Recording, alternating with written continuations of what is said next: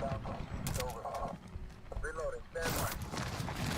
Echo 3-1, Viper 1-1 on approach, ready for tasking. What's your position? Roger, 7-1, target acquired, weapon free in 5 seconds. Oh shit, game has started. Oh shit. That's right. Jeez, boys. Keep thinking it's a warm up. Right? I'm fucking already 60 kills deep, like. Damn. Don't even realize it. Fuck that thing. Oh man, oh man. Fucking bastards.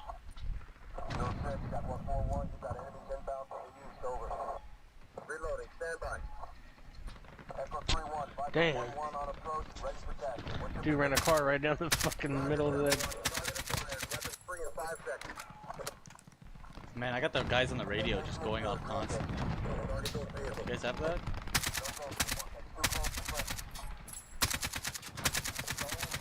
Reloading. Oh shit. They pushed us hard on the right side.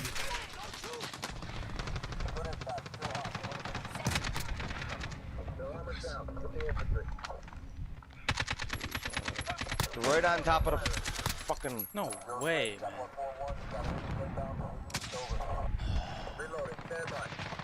Nobody dropped them, man. It's so retarded. 4 guns?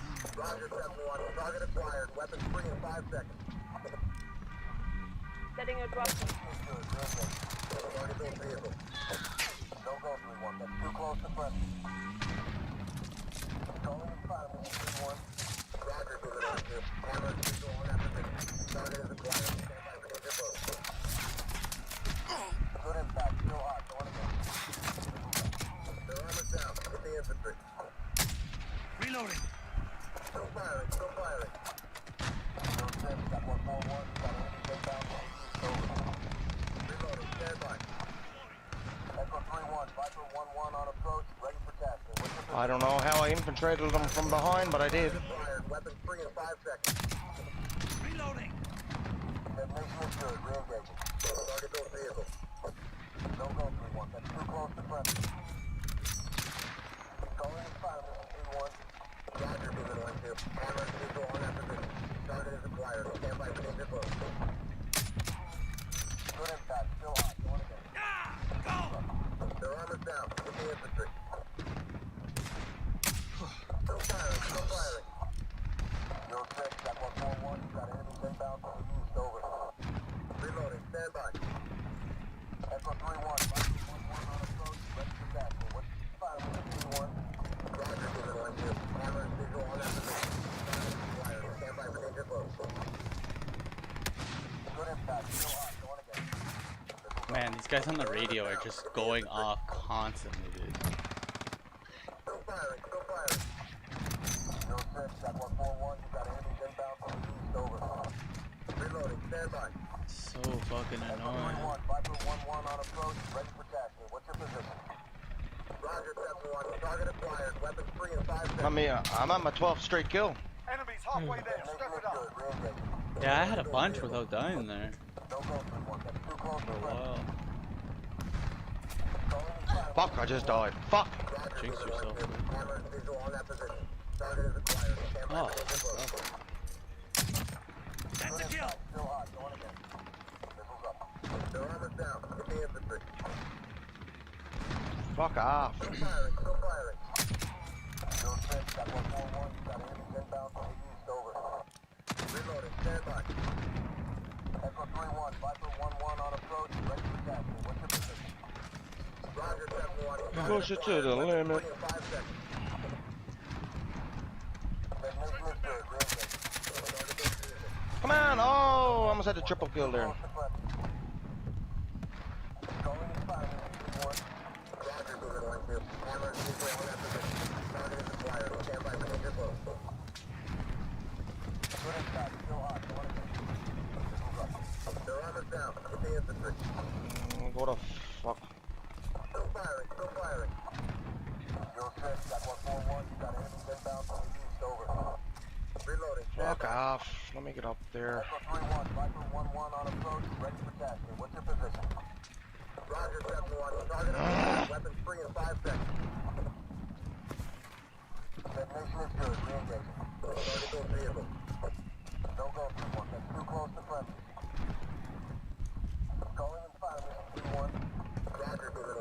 Hammer and visual on that position. Target is acquired. Good impact. Still hot. Going in. They're on the down. Get the infantry. Still firing. Still firing. Inbound from the east. Over. Reloading. Stand by. Echo 3-1. Oh, look where I am. What's your position? Roger 7-1. Target acquired. 3 in 5 seconds. What the fuck? Yeah, fuck you, buddy.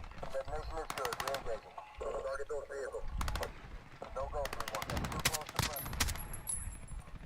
Going to fire me. 3-1. Roger, moving on to Hammer and visual on that position. Target is acquired. Stand by for danger close. Good impact. Still hot. Going again. Down. Get the infantry. We've got control. Still firing. Still firing. 06, got 141. You got an enemy inbound. Over. Reloading. Stand by. Echo 3-1. Echo 1-1 on approach. Ready for test. What's your position? Roger 7-1. Target acquired. Weapons free in 5 seconds. Detonation is good. Re-engage. Target those vehicles. Don't go 3-1. That's too close to press. Roger, moving on to Hammer and visual on that position. Target is acquired. Stand by for danger close. Good impact. Still hot. Move up. Their armor's down. Get the infantry. Still firing. Still firing. 06, got 141. You got an inbound from the east. Over. Reloading. Stand by. Echo 3-1. Viper 1-1 on approach. Ready for tasking. What's your position? Roger 7-1. Target acquired. Weapons free in 5 seconds. Detonation is good. Target those vehicles. No go 3-1. Roger, moving on to Hammer and visual on that position. Target is acquired. Stand by for danger close. Good impact. Still hot. Going again. Missiles up. Their armor's down. Get the infantry. We're crushing them. Stay with it. Still firing. Still firing. 06, got 141. You got enemies inbound. Over. Reloading. Stand by. Echo 3-1. Viper 1-1 on approach. Ready for tasking. What's your position? Roger 7-1. Target acquired. Weapons free in 5 seconds. Detonation is good. Re-engaging. Target those vehicles. No go 3-1. Aim 3. That's how it's done. Calling and firing 3-1. Roger, moving on to Hammer and visual on that position. Target is acquired. Stand by for danger close.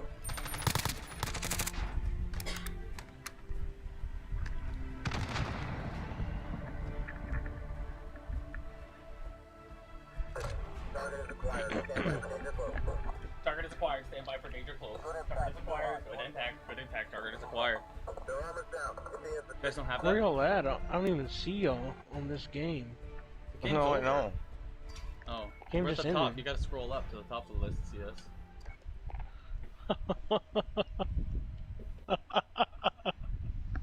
Just facts. How many bro. kills did you have? I had 17 to 25. We were second and third, I think. I had 9. There was only 4 people ahead of me, and none of them had your name. Yeah, you gotta scroll up, bro. None of them had your If name. you're lower the guy on the at list, the top it had starts 31. the list, shows the list lower where you The are. guy right? at the top had 31. Yeah, 31, 25, and 17. Top 3. I'm just saying it wasn't y'all's name, is all I'm saying. What do you want to play? Some more Rumble or Trios? I'm not saying it wasn't y'all, I'm just saying it wasn't your name It was me, on my dude. screen. I believe it. Damn it. Shut the fuck up. Stop fucking Let's play some denying the trios. truth. I will fucking elbow drop you right now, motherfucker. He will armbar you right now, brother. I will put you in an armbar right off your fucking chair. I'll use the armrest of your chair to fucking snap it. So what are we playing, boys? Like a month Trio. off work? That sounds awesome. You welcome. I got you, dog. Well, come hook it up, bro. Hook it up. Hook it up.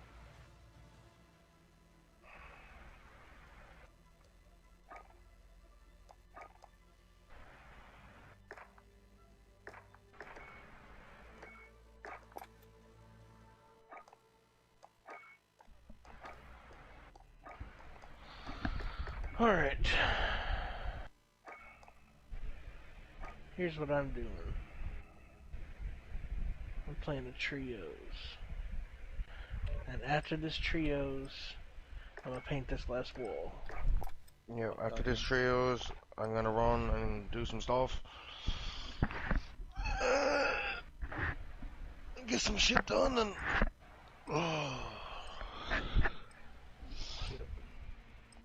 That's what's happening. Cook some supper. I think I'm gonna bacon and eggs, you know? Ew. Ew. When I got it done, Bill, I'll send you a big old picture of it. Fuck, that sounds disgusting. Did you ever have eggs with cheese on top of it? Get yourself sorted. Yeah. We'll be deploying That's the only way I shortly. can eat an egg. Is if it has cheese on it.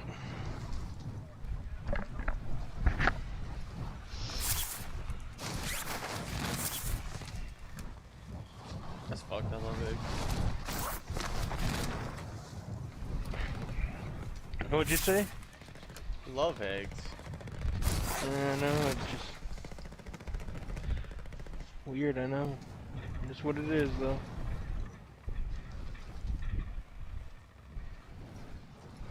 Sunny side up.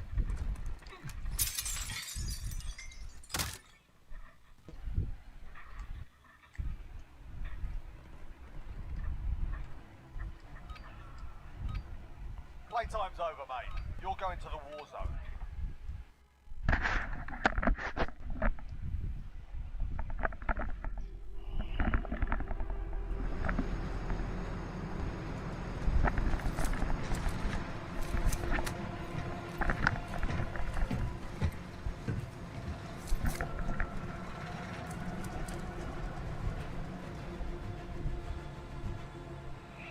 Battle Royale. Avoid the gas. Get to the safe zone.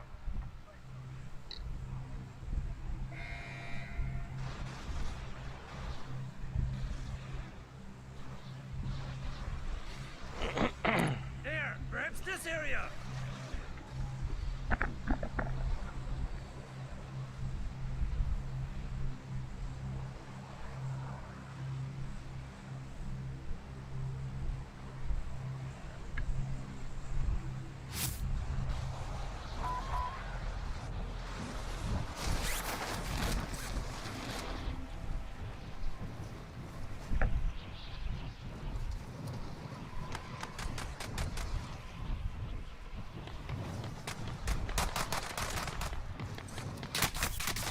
Oh my god, he actually got me. I'm so stupid. I was looking around. God damn, dude.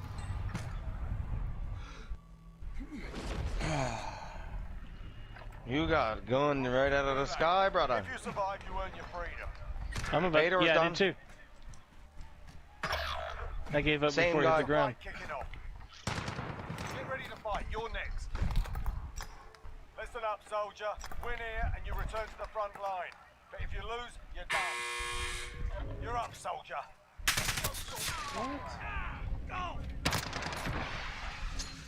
Left. You're heading back Throwing to a base. fucking grenade. Your team can still buy you back if they have the cash.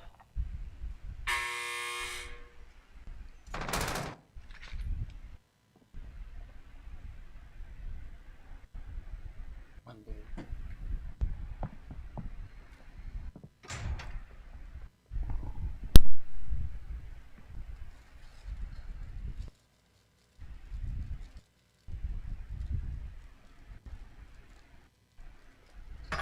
No way, dude. Unbelievable. What a way to start. Hey, Stu. But Hurry up and get some money, boy. Boy! He's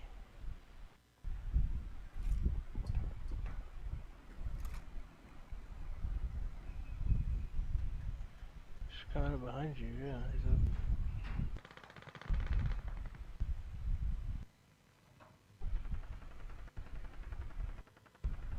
there's 3 of them here, man. Oh, Target right here. Bail up behind you to that little building right there. There's a box to your right. Oh yeah.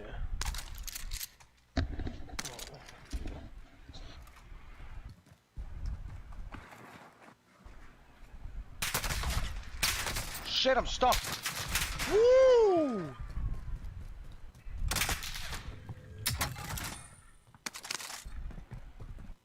Come on, boys.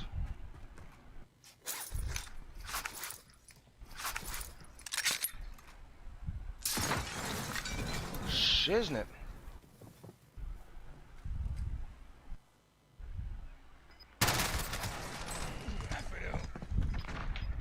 Okay. Fucked you up, Stu. He fucked me up, brother.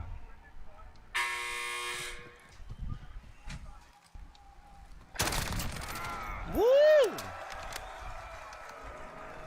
Fuck with me.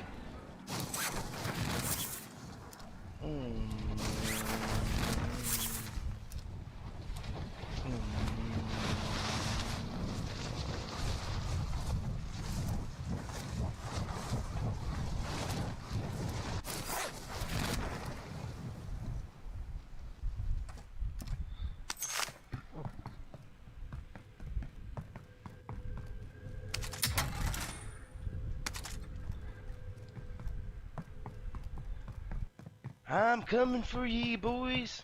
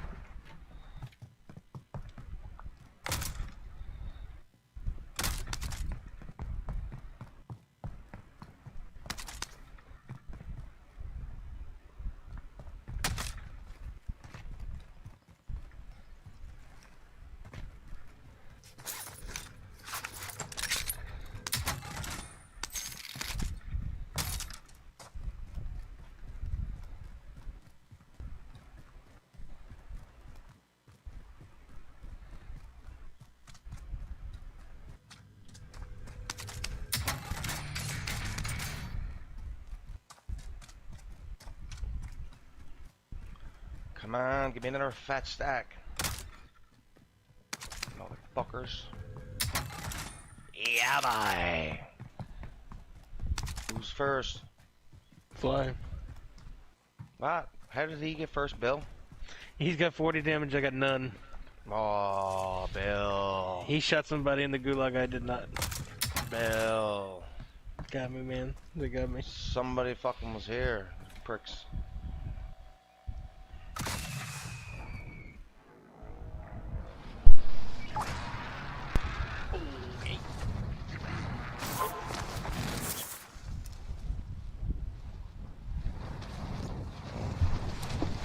I don't really know if you want to come here. You can get a gun here, but I've seen with the ammo. MLB's letter to the Yankees Blood? vehicle. on, quote, more serious sign stealing scheme in 2017, ordered to be unsealed. Team wipe. The Yankees have to unseal a letter they received from MLB Commissioner Rob Manfred in 2017 about findings in a sign-stealing investigation that led to an undisclosed fine. The letter shows the Yankees engaged in a, quote, more serious sign-stealing scheme, end quote, than Major League Baseball revealed publicly in 2017.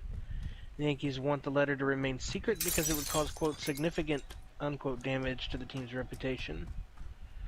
Embarrassment on the part of the MLB of the Yankees about precise contents of the letter is not particularly weighty. District Judge Jed Rakoff wrote in a memorandum. Yankees lawyer said the team doesn't agree with the decision. There's no justification for public disclosure of the letter, the lawyer said. The plaintiff has no case anymore, and the court held that what MLB wrote in confidence was irrelevant to the court's dismissal of their case.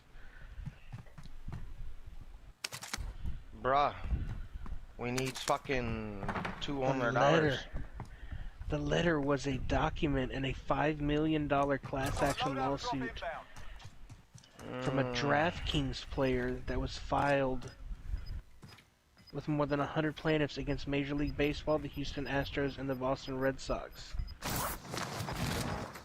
Just close it. Get to the new The safe zone. lawyer, or the judge, said that he would give the Yankees and Major League Baseball until noon Monday to submit a, quote, minimally redacted version of the letter to protect the privacy interest of the people mentioned in it. The Yankees are not a party to the case, Schiller told The Atlantic. There's no bias for the confidential Yankees letter to be disclosed or reported on in the case of Smith. Oh.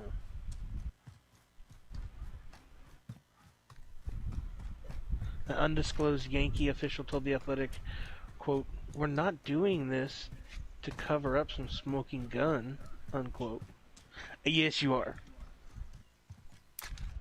No, the case is dismissed. There's nothing. No, the case against the DraftKings guy filed. $5 million case was dismissed. Yeah, but wasn't there some implication that they did some kind of look into the Yankees, and they found them not innocent? So the Yankees placed something, so they didn't have any of that to go public because they didn't want the image of it. But is what it sounds like. Yep. Because remember, the Yankees fans were the biggest fucking shit talkers to the Astros. They thought, oh, we should have been us, it should have been us. And they were cheating, like, more than just using trash cans, buddy. And we beat them. In their own house.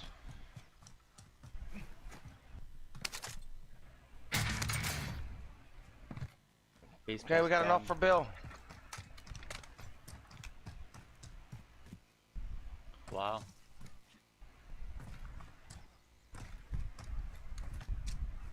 Drop your money. Bill, I'm coming for you, brother. Look. Not bad. I got two of my boys back. They're up on the cliff here, Fly. Moving. Right there on the cliff. Right on the edge of her. I'm going to the loadout, yes or no? Yeah, you Yeah. should be good. Cool. Oh, I see him. Oh, yeah, I do too. Down one. Nice. Team wipe. Let's go get their shit. I'm sure they'll have ammo and shit or whatever. Oh, I'm full. I need ammo. Right on my blue marker is where the guy was to. One guy.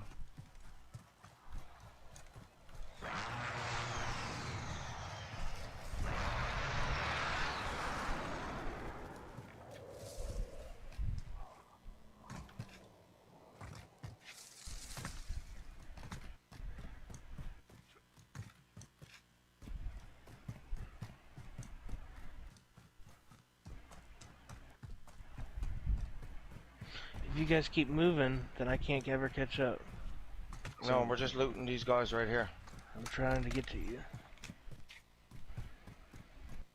Oh, gas mask here. Does anyone want this? Ammo and everything ammo for free, Bill. days. I got fully loaded Some both, big assault but I'll rifle. take that gas mask. I'm still 120 meters away from that mark though. By dropping in. Target spotted. Coming to his stuff. Oh, shot from the right, shot from the... Oh, he's on the roof. Where? Down them. Oh, Big caliber here. Down low? no, yeah, down low in top of the pink Oh, I building see. here. Raising position. How is that an armor shot? Yeah, you get here? Yep. Why is it? We need you, my friend. Get up. We need you, my friend. Get up. Damn, knocked me right off this fucking thing. Supply chopper. Oh, somebody just shot at me. Yeah, I Ah. just told you where they're two. Alright, Right on yeah, my I'm blue not- marker. Let's do it. I can't. I just got here, buddy. Thanks, though. Fucker, you go fuck Nice, yourself. I take them too.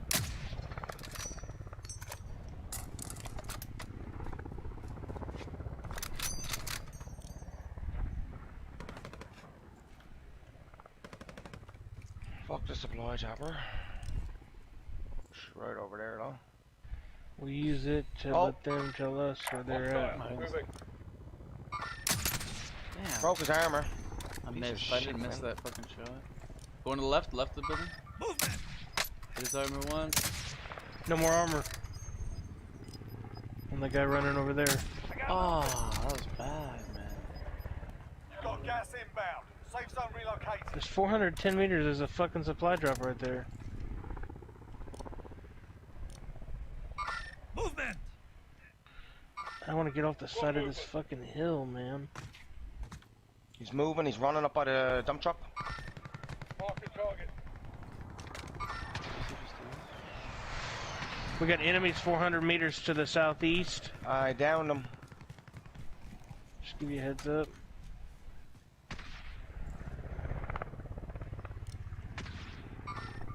Tango spotted. He's clean. I don't know where his other buddy's at.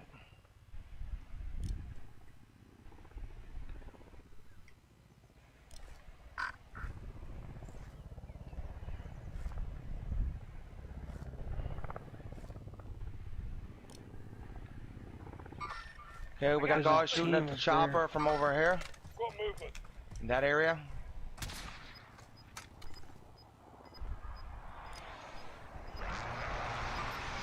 Tango spotted. Gas is closing in. I got movement. Got a team on the bank right there, I believe. Yeah, They down just low. jumped Yeah, from up here. yeah, he's gone over in the building right here. We're inside the zone. Keep your eyes open.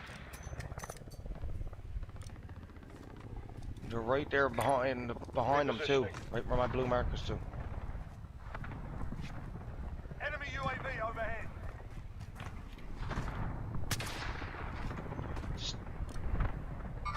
Right up in the window there. Right up in the window there.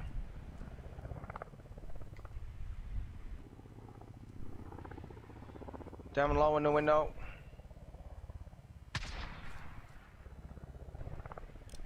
Up top in the window. He's looking at me.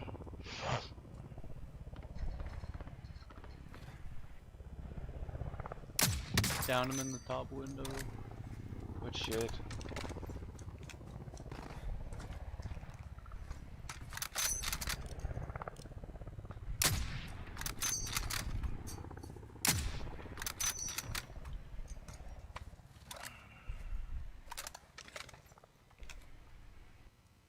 I'm moving to the top of the bank.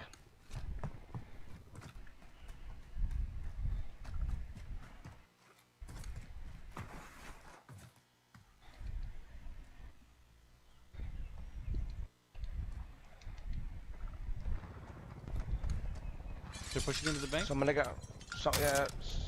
Bottom Yep. floor. Behind. Back door.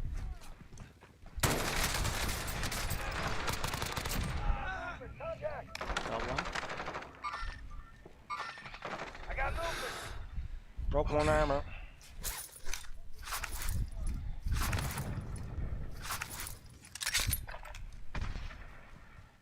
There's one down low here. Vest in here. Got movement.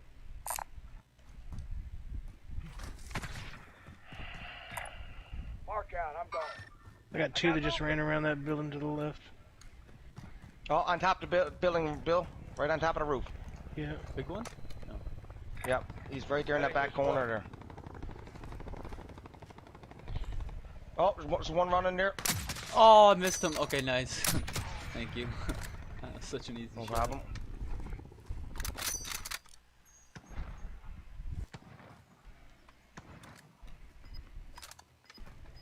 Somebody got bought back over here at this buy station. This way. So watch out for that building too. Keep an eye. Gas is inbound. Marking new safe zone. He's there. Yup, He's there. there he on top is. there. Oh, I missed again. God damn it. He's up there again. Oh, nice That's shot. two I seen the blood different come ones, on I that. think. Yeah, there's a header too. A body. He's right up on the top of it. Enemy soldier Nice shot, incoming. Fedor. Nice shot. Soldier Yeah, he's incoming. down. Oh, okay. Yep. He's gone.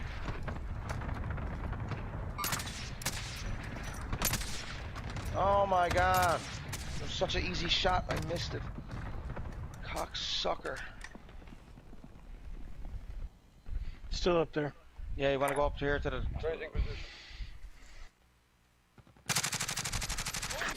Oh, motherfucker.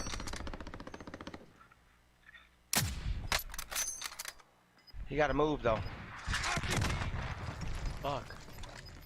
I know, motherfucker, with our RPG. Prick. Losing ground. He was right here with the RPG last. He's right on the edge of the river. Team wipe. Don't jump off, man. I didn't mean to. Won't let you go.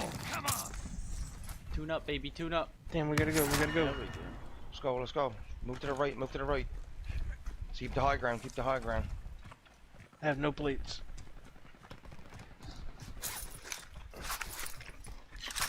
Here, Bill.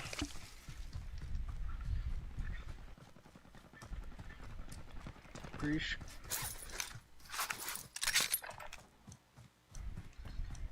Fly, you don't have one, do you? Oh, one look, more. one just jumped off of this cliff here, and he's gone down on top of this. One right there. There's piles of people down here, boys. Look, one running down low there. Oh, I missed him. Fucking cunt. Oh, On the side of the building there. what? You hit him and then I gotta... I'm reloading, finish that. got him. No armor in the window. Wall, watch the circle. Keep going. I think they made our arrows smaller on the map, which I appreciate. He ran up One the just front. jumped out. Yep.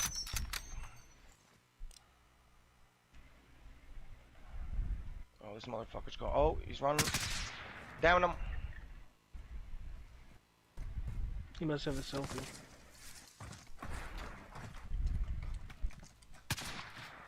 He's Go done. confirm, thank you. Team to the high southwest. ground. Movement.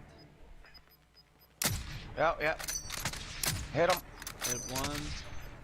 Gas Hit the is front closing one, hit the in. front one. Relocating the safe zone. And he had no armor. It was it was a clean hit.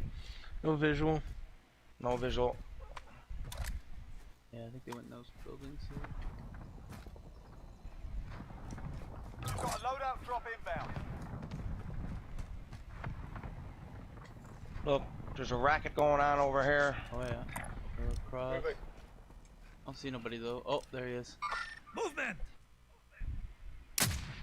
Oh, someone just jumped in. Look, dropping in. In this house right here. Got movement.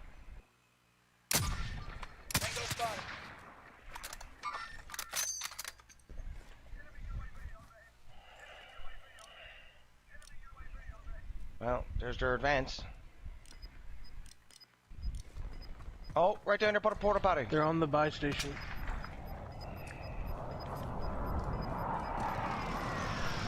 Oh man, these guys got a shot. One up in the building, one up in the building, one up in the building. Man, they're gonna be rotating towards me, boys. I'm doubling back to y'all. They're here in this building right here and out in front. Oh, he's controlling an airstrike on me. Shit, man. Fuck. Down one in the white building.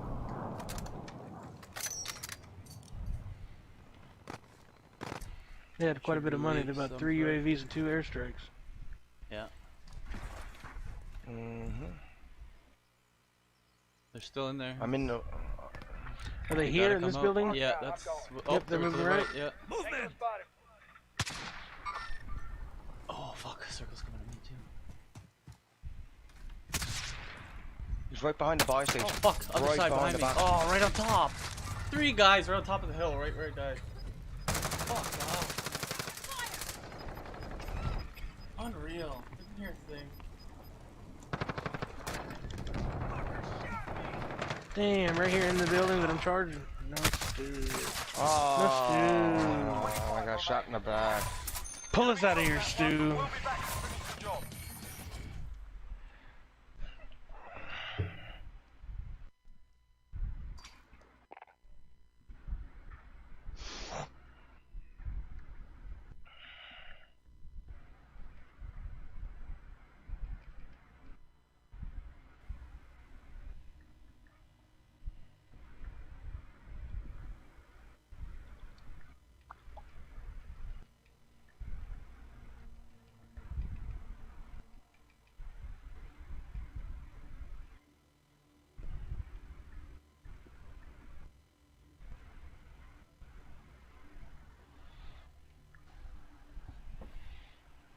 What are we doing?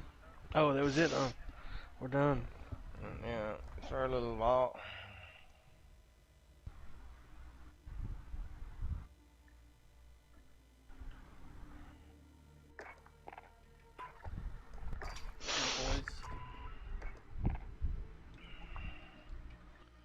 Alright, boys, I'll be on in a couple hours. Alright, man. Later, dudes. Later, boys.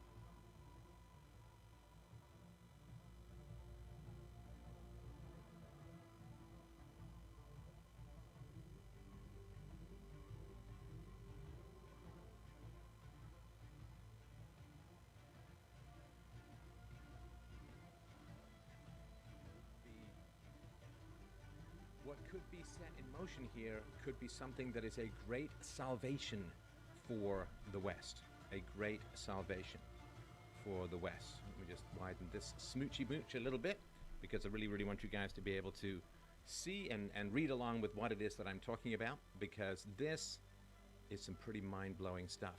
And for those of you who are kind of worried, I say, do not be afraid, my friends. Do not be afraid. I demand it. I insist. I'm not going to be your warlord of, like, don't be afraid, but I'd like to mention it anyway. So, this is from the Seattle Times, and, you know, where it's old school, like 1917. This is from June 10th, 2 days ago. Welcome to the Capitol Hill Autonomous Zone, where Seattle protesters gather without police. Welcome to the jazz. the newly minted Capitol Hill Autonomous Zone, where most everything was free Tuesday. Ooh.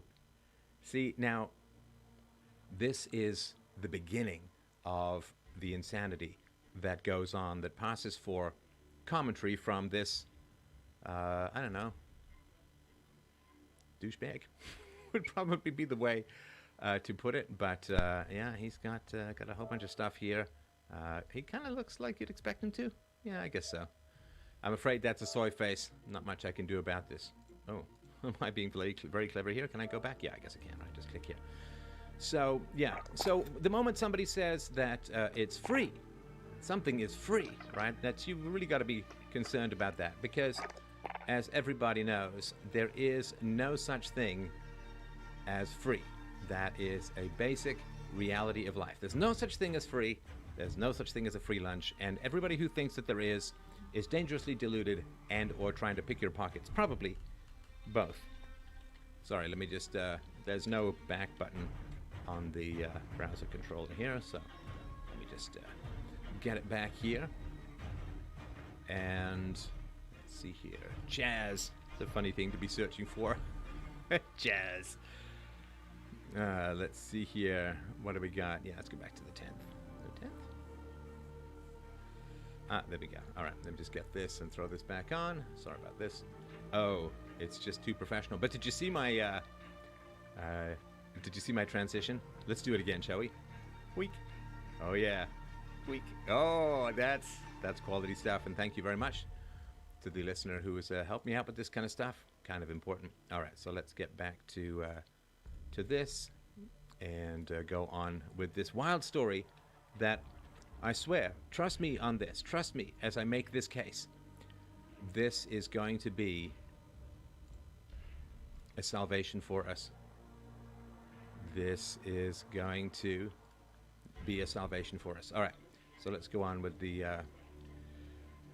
Okay, free snacks at the No Cop Co-op, free gas masks from some guy's sedan, free speech at the Speaker's Circle, where anyone can say their piece, a free documentary movie showing after dark.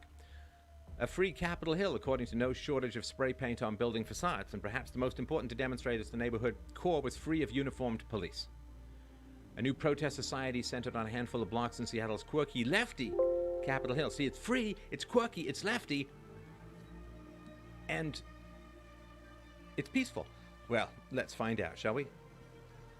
Has been born from the demonstrations that pushed the Seattle Police Department out of its East Precinct building. Okay, so here's the second part of propaganda you need to be aware of. I'm sure you are, but just, indulge me. Do you think that the Seattle Police Department was pushed out because of demonstrations, or because of potential violence, and also because the muckety-mucks, the higher-ups, ordered them to leave? If you guessed the former, you would be incorrect. So, no, they're just saying, hey, this is just a bunch of demonstration that pushed the police out. Yeah, that's not how the police work. On Tuesday, demonstrators hung a banner on the police station. This place is now the property of the Seattle people. And I guess this is going to just test that basic axiom of human history and human life. The moment you see people or peoples or something like that in a political movement, you've got to run! Run like the wind, because they'll be chasing you down with pitchforks in about 12 minutes. Teenagers passed a bottle on the exit ramp for police vehicles. A young man carried a long rifle down the sidewalk despite the mayor's ban on forced. A man passed out flyers calling for a Thursday meeting to help answer the question now lingering for demonstrators. Just a demonstrator, it's fine. I know you're a squatter, right? So that's kind of an important question. So, musician Raz Simone, MC of the Free Speech Circle at 12th and Pine on Tuesday, called for a long-term occupation. This is not Coachella, Simone said. Look at that kid's game. But an opportunity for demonstrators to make it what they want. Bring your sleeping bags and tents. We here. We here. And this is the map. So after days of demonstrations and clashes with the police, just clashes, right? Protesters have claimed a few blocks around the Seattle Police Department's East Precinct in the Capitol Hill neighborhood as their home base. Here are some visible changes on the ground as of Thursday afternoon. So they got tents set up around a community park in Cal Anderson Park. Light fencing.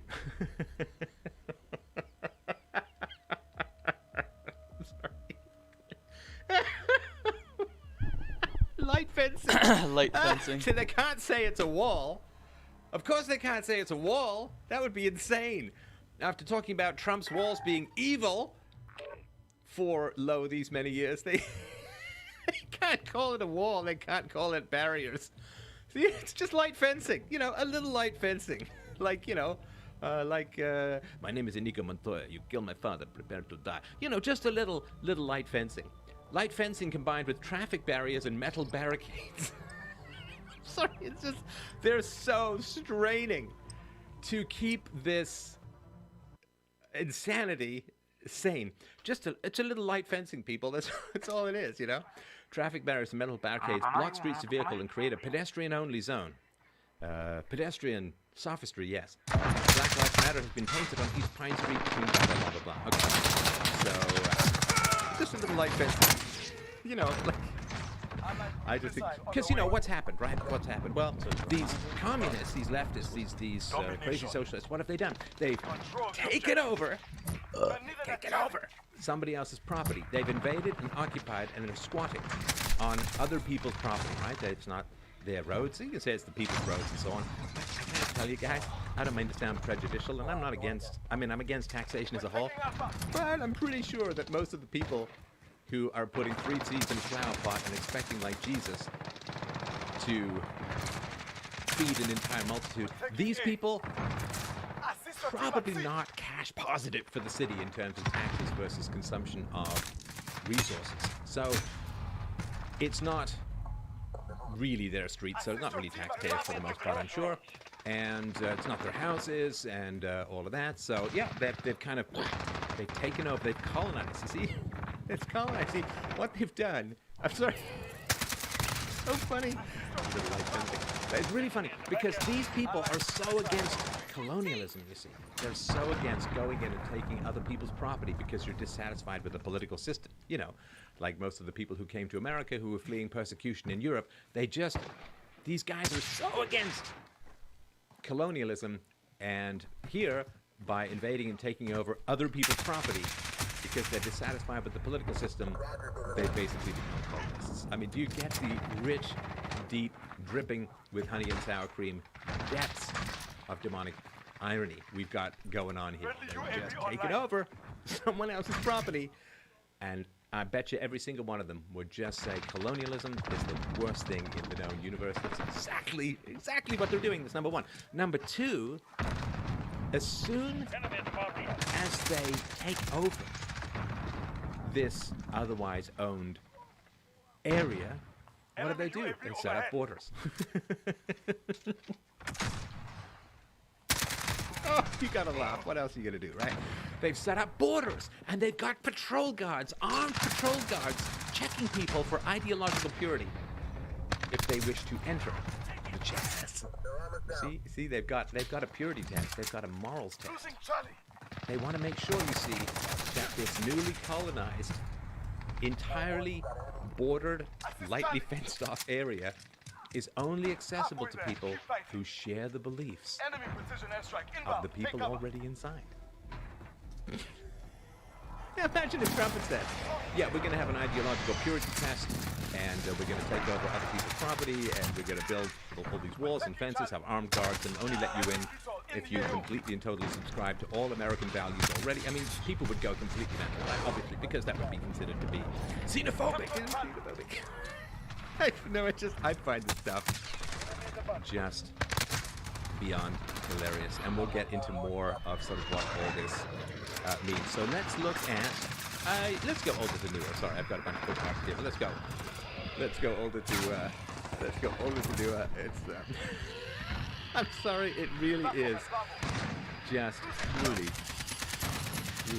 astounding. All right, so let's have a look at what's been going on as far as enforcement of rules goes, right? Because these guys are like, man, the police are just the worst thing in the known universe. And you know one thing that they just hate? They just hate these guys. Something called stop and frisk. The worst thing in the known universe. All right. So, Raz Simone, a Seattle local, stated he belongs to the People's Force. Remember, if you ever hear peoples in a political movement, run! Run for the hills. a replacement for Seattle PD in Free Capitol Hill. On June 8th, in a live video, he advised that unfamiliar faces should be stopped, questioned, and checked to see if they're armed. Similar to... Yes, you can read it just as much as I can. Similar to stop and frisk. Yeah. Unfamiliar faces. Stopped, questioned, and checked to see if they're armed. Similar to stop and frisk. It pretty much looks like founding fathers, right? So really that is quite... So what is that? It took about 24 hours for them to completely betray every single conceivable globalist leftist principle known to man. I just really... And again, it's kind of inevitable because power corrupts. You meet the new boss, same as the old boss. And Benjamin Launane, I'm sorry, I don't know how to pronounce these freaky wasp names, but yeah, he had a pretty good comment about all of this. So he said, notably, the first thing the left-wing Capitol Hill Autonomous Zone have done is establish strong borders to monitor and restrict entry according to their values. I think that's hilarious. James pointed out, Day 1, established strong borders. Day 2, robbed by immigrants to their autonomous zone. Day 3, conquered by a warlord. Day 4, question. Yes, well, there has been, of course, he's referred to as the warlord. But, of course, he does say that he's peaceful because, you know, he's just one of the people's representatives, right? So, yeah, this is, I think this is important to recognize, right? So remember I was saying the Seattle police chief, right? The Seattle police chief has said that it was not his decision to leave this zone, right? So let's look into that. Where has my window gone? I really could, I could use my window. I really could. All right. So let's look at this. This is. I never really thought communism could be quite this funny, but it really is. It really is. So yeah, Seattle police chief speaks out on Chaz. Leaving the precinct was not my decision, he says. In a video message posted Thursday, she says she was prepared for her rank and file officers. Says she was prepared for her rank and file officers. Backed away from a show of unity she held with Mayor Jenny Durkin. Okay, no one over 12 should be called Jenny. It's Jennifer or Jen or Miss Mayor or Jenny. Anyway, over the course of 2 weeks of anti-police protests here to express her anger in the decision to empty the East Precinct headquarters at 12th and Pine. The decision to board up the precinct, our home, the first precinct I worked in, was something I was holding off. Beth says in the 3.5-minute video addressing officers, you should know, leaving the precinct was not my decision. Not my decision. The question is, does she say whose decision it was? The chief and top SPD brass visited the building Thursday morning for a tour and to assess damage of the graffiti-covered but still very much standing building. All right, People's Department. So yeah, she was betrayed by her civilian leaders, as is generally the case these days with the police. So, excellent. Everything's just going swimmingly and according to plan. Now, you really have to see this. This is, right, because they have the problem of food, right? They took over a city, and that seems kind of important, right? So they have an issue with food. Those of us who've worked on farms, those of us who've grown our own crops, it's, nothing helps you recognize and respect farmers more than trying to grow your own stuff, right? Because it's pretty bad, right? So they have a farm up as of today. Most of them have probably never seen a cow in real life, let alone done any gardening, so a lot of the plants aren't even planted, and half of them are staring at it, expecting it to grow into ripe tomatoes any minute now, right? So my daughter, who is really good at this kind of stuff, was like just rolling her eyes at this and telling, exactly what should be done. There's a bit here in the middle, which, you could say is somewhat competent, but for the most part, it's just ridiculous, right? So... yeah, there's that. There's this guy. He looks like he's got a little bit of poundage in the middle, which he can use to fend off hunger for a little while. But he's just like, All right, Daddy's getting hungry, looking for a salad down here. Is this gonna grow a hoof that I can gnaw on like a hyena? So, yeah, just sitting there waiting for, you know, these guys lying around, and there's no irrigation system. There's not even a hose. Somebody saw one watering can, and that's just, I don't even know what to tell you. That is just wild. Look at this. Look at this plant, man. That is, well, first of all, probably needs a little shade, and certainly needs some irrigation, and how long you're going to have to stare at that before you get yourself some food, right? There he is, just taking off his mask so that he can start gnawing like a bunny on the foliage. And, of course, this is the most ridiculous plant, right? So just for those of you who don't have experience gardening, Changing mag. there's a calorie calculation, right, when it comes to gardens, and the calorie calculation is actually quite important, right? It's really, I'm sorry. It's really quite important, you know, that you get more calories out of the food than it costs you to plant it, which is why you don't grow lettuce, other than it's something you're going to put next to, I don't know, a steak or something that's calorie dense, right? You don't grow a lettuce because you go and plant the lettuce, you got to water the lettuce, you got to weed around the lettuce. You're going to expend 100, 150, 200 calories to get about 5 calories out of the leaf of a lettuce, right? And I mean, I don't know what to say. This is completely deranged. They just planted some food that's going to take weeks and weeks to grow into anything useful, and they're just like watching it, like, any moment now, any moment now, I'm going to get a steer. And anyway, so I'm sure that they're growing quite a lot of soy, but yeah, that is sort of the reality of the situation. And so here you can see exactly what is going to happen, or why communists get so hungry so quickly, right? Because they don't, like, they're city people. They don't know anything about plants or crops or anything like that, right? So I just, I mean, that corn isn't going to grow until mid-September, maybe even October, and somebody, yes, should start a GoFundMe for this poor innocent plant. I'm sorry. Yeah, maybe they could water them with Powerade or something like that. You've got to just, watch the stuff with the comments. That is, hurry up, plant. I'm hungry. I mean, oh my gosh. Strawberries grow in 4 hours. Change my mind. It's just, I'm sorry. Especially, like, I'm not any kind of expert gardener, but I do grow my own veggies, and it is pretty wild, right? So here, let's look at how they're going to deal with the problem of property rights violations, right? 'Cause it's kind of an important deal, right? It's one of the first things you need to do in a society when you are running it yourself is, hey, we don't need no stinking police, and you know, we can just do it this way. It's pretty wild. I'm sorry. Enemy personal radar in the air. Yeah, there we go. All right, so let's go in here. I'm gonna rewind this a little. All right, so this is somebody being accused of stealing, and they're just kind of confronting this person, and they're gonna basically just yell at him. And, Tell me what happened, man. Tell me.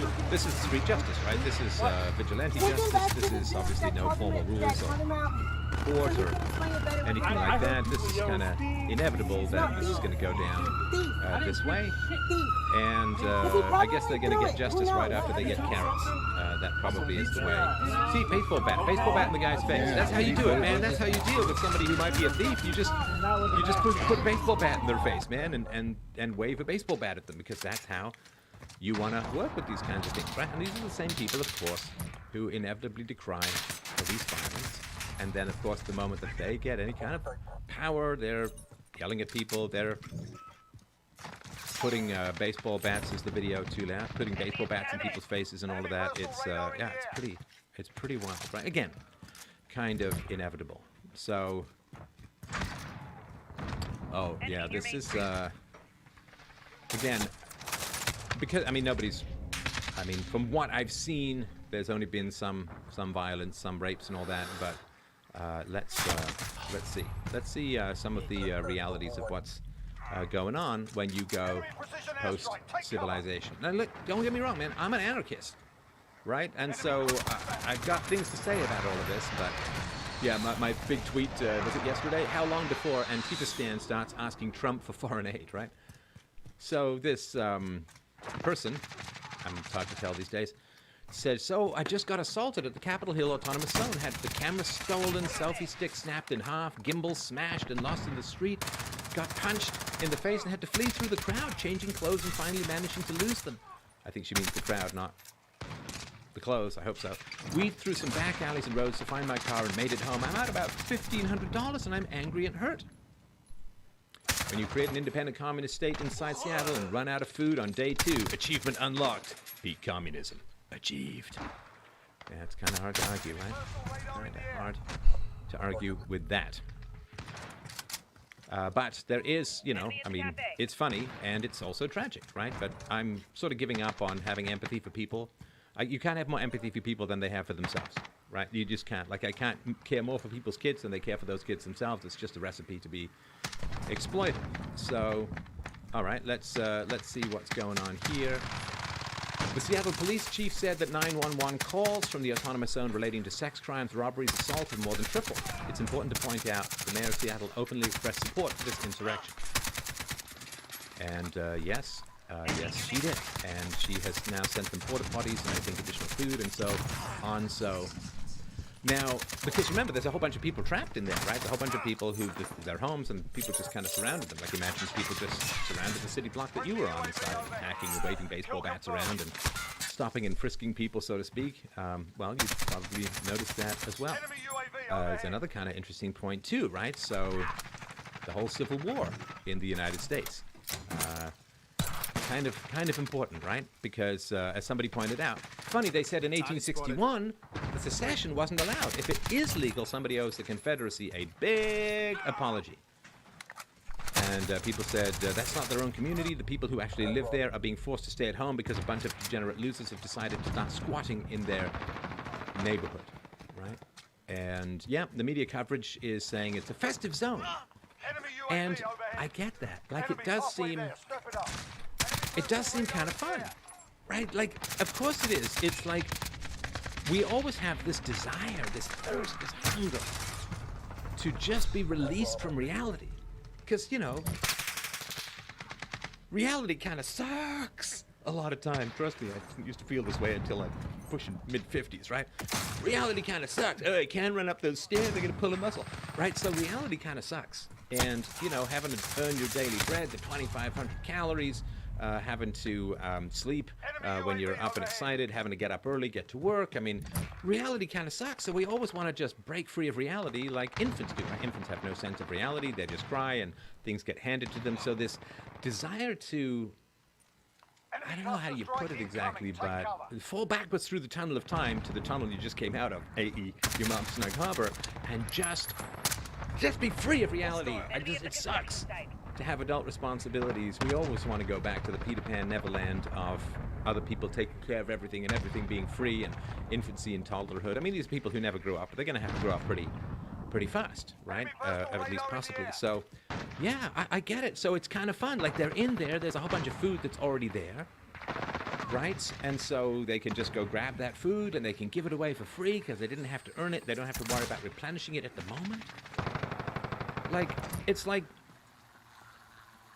you ever have this, like a friend, this kind of annoying friend, like the Kramer, right, from Seinfeld, the guy who doesn't seem to work and just kind of falls ass backwards into money and never settles down and just seems to be living this frivolous surface of the lake, foam, dragonfly, skimming non-existence of non-responsibility. And it's kind of cool, right? So, you know, you get up, you go to work, and you pay your bills and all that. But if you decide one day, say, you know what, I've had enough of this reality. You know, screw this noise, man. I'm just going to take, let's say you've got $2,000 a month of your expenses. Yeah, I'm just going to take out a loan for $20,000, man. Just going to take out a loan for $20,000. Now I got 10 months. I got 10 months where I don't have to do anything productive.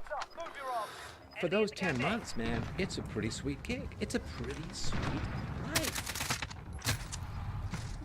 Who wouldn't? I mean, I took off, so after, in the middle of my business career, I took about 18 months off to fulfill my dream of becoming a novelist. And I took classes at top writing school in Canada and did pretty well and wrote some great books.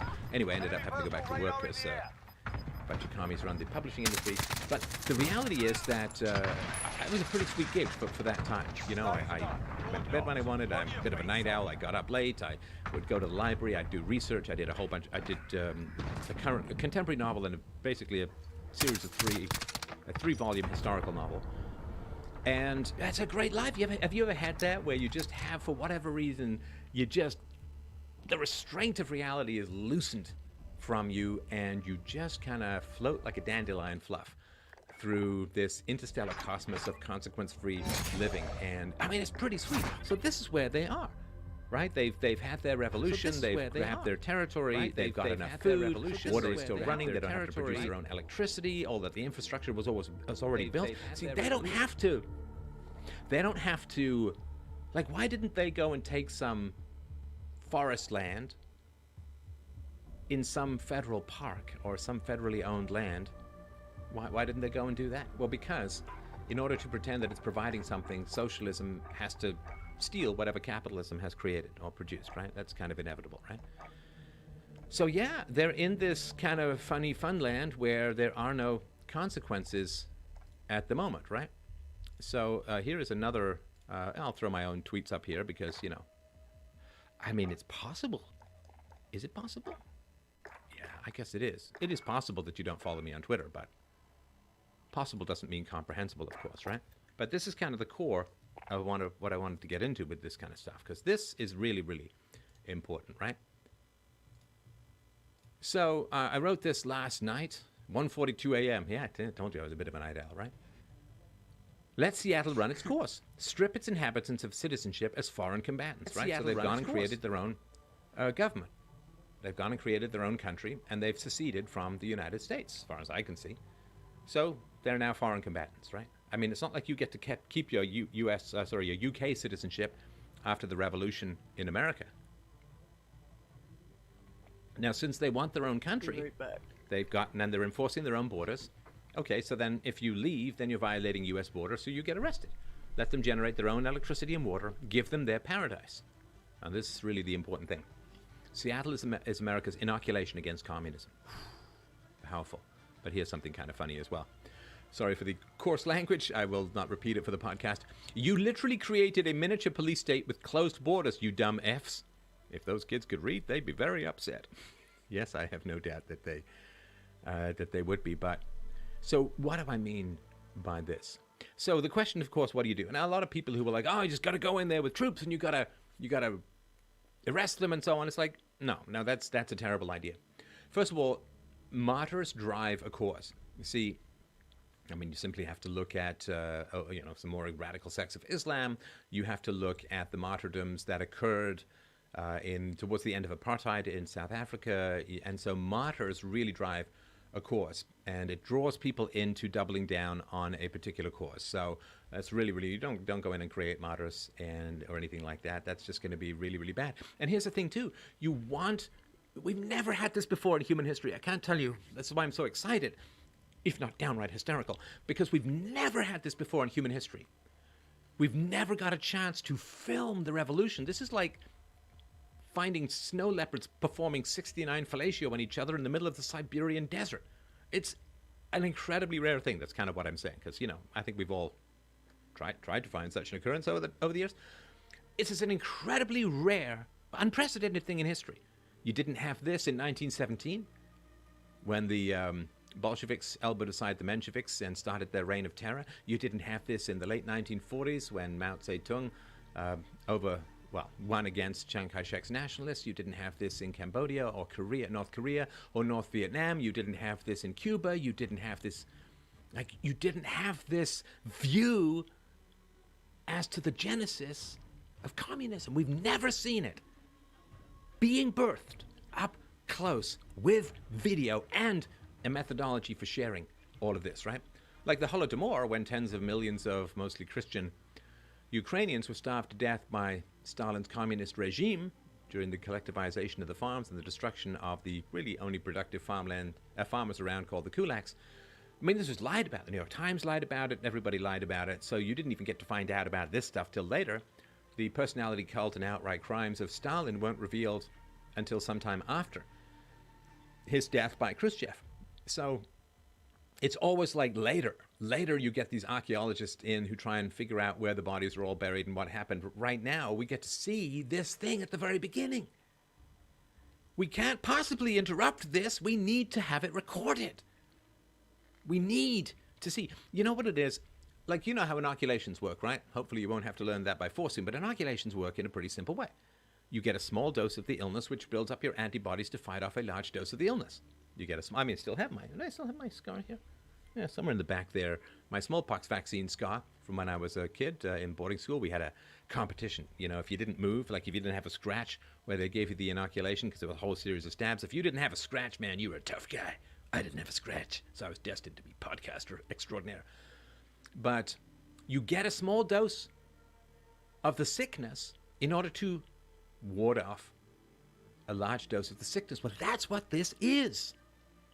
This is an inoculation. We need to let this play out. We need to let it happen. I'm not saying force people to stay in. Of course not, right? I mean, I'm against the initiation of the use of force. But the idea that you would just go in and put a stop to this experiment, you're going to create martyrs. And people are going to be, oh man, if they'd only let this continue, we'd have had real communism. For God's sakes, people, let everyone see what real communism is. Let everyone see what happens when these people start to try and take over this, right? And yeah, if it was libertarians, they'd turn it into Monaco. Socialists would turn it into North Korea. There's no question about any of that at all. And Mayor Jenny from the block, Mayor Jenny says, I also want to be as clear as I have stated publicly previously. It is unconstitutional and illegal to send the military to Seattle. We will not allow this to happen, right? And should we look at Jenny? Jenny. It looks exactly, I'm afraid, exactly as you would imagine her to look. She is a deluded leftist Karen of the very first order. And yes, I know Karen is a racist meme, but I guess you fight the good fight, and then you can't recognize sometimes you can't win, right? So yeah, this is Jenny. I don't think I'll be able to zoom into her very much, but can you see? Yeah, there she is. There's Jenny. Hey, Jenny. Hey, Jenny. Looks like intergalactic space aliens with lasers carved those great white tusks she calls teeth. Yeah, 56 mayor of Seattle, and she's like, nope. Now, I did, of course, point out to her, to Jenny, that, you know, if you think it's unconstitutional and illegal to send the military to Seattle, do you think it's constitutional and legal to take over part of your city and set up your own country? Is that really considered to be constitutional and legal? But now you see she's very concerned with constitutionality and legality. Very, very, very important, right? And yeah, so Jack Posobiec, always worth checking out. Yeah, pretty funny. And people have found these kinds of things. So I did a show, of course, many years ago. Oh, that's a bit of an open-ended statement. Sorry. I did a show many years ago about what happened on with the Oregon Rancher standoff. Right? Remember all of that, right? So this is CNN, right?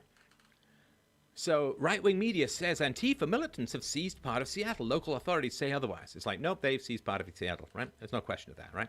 So this is CNN. This is as of yesterday, right? So, hey, man, first of all, they're saying Antifa doesn't exist, right? Like, it's just a hallucination. Like, the people who physically attacked my listeners sent death and bomb threats to me and, right, attacked a church I was going to speak in. Yeah, they're just figments of my imagination. Yeah, there's, you know, goth ISIS. It doesn't really exist in the real world, man. It's just, it's a projection. You're just hallucinating.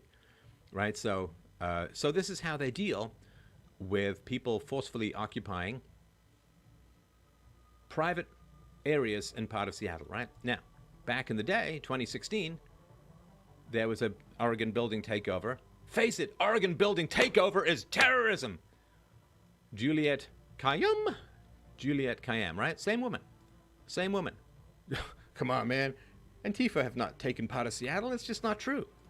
Oh. But when some white Christians take over a remote building in the middle of nowhere that's completely unimportant, it's total terrorism! Oh, they're such vile, reprehensible scum. I remember when I thought I was going to be able to escape my mother. Ugh. I got out of an asylum into another asylum.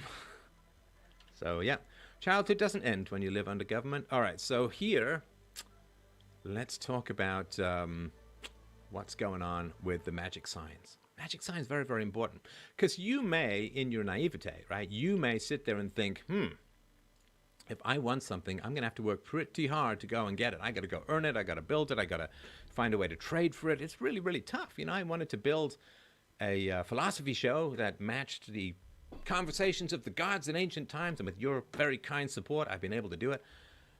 freedomain.com/donate. You know you need to help me out. You know there's no one doing anything like I'm doing. So, okay, so you, in your naivete, you may think that when you need something, you've got to go and earn it or trade for it or ask for it, but someone's got to produce it, and it's a big deal. See, what you need, it's kind of confusing for people. I thought I had to go and build something, but what you do is you just create a sign of what you need. Look at this. Supplies need. Okay, it should be needed, of course, but supplies need. Clothes. Male pants, male large shirts, belts, men's shoes. First of all, oh, leftists, I gotta tell you, that seems very gender specific. How do you know that they're male pants? What about trans pants? What about bi pants? What about pantsless pants? What about arseless chaps for our gay friends? It just seems wrong about all of this, right? Ice, the good kind. Oh, I don't think that's a reference to drugs, although I did think it was at the beginning. I think that's immigration control and enforcement. Cigarettes and lighters. See, that's third, right? You gotta have clothes. You got to have something to cool your beer, and you need the smokes, right? Lanterns, flashlights, and headlamps, portable solar chargers, Gatorade, and electrolyte powder. Because, you know, that's what you need at the end of times.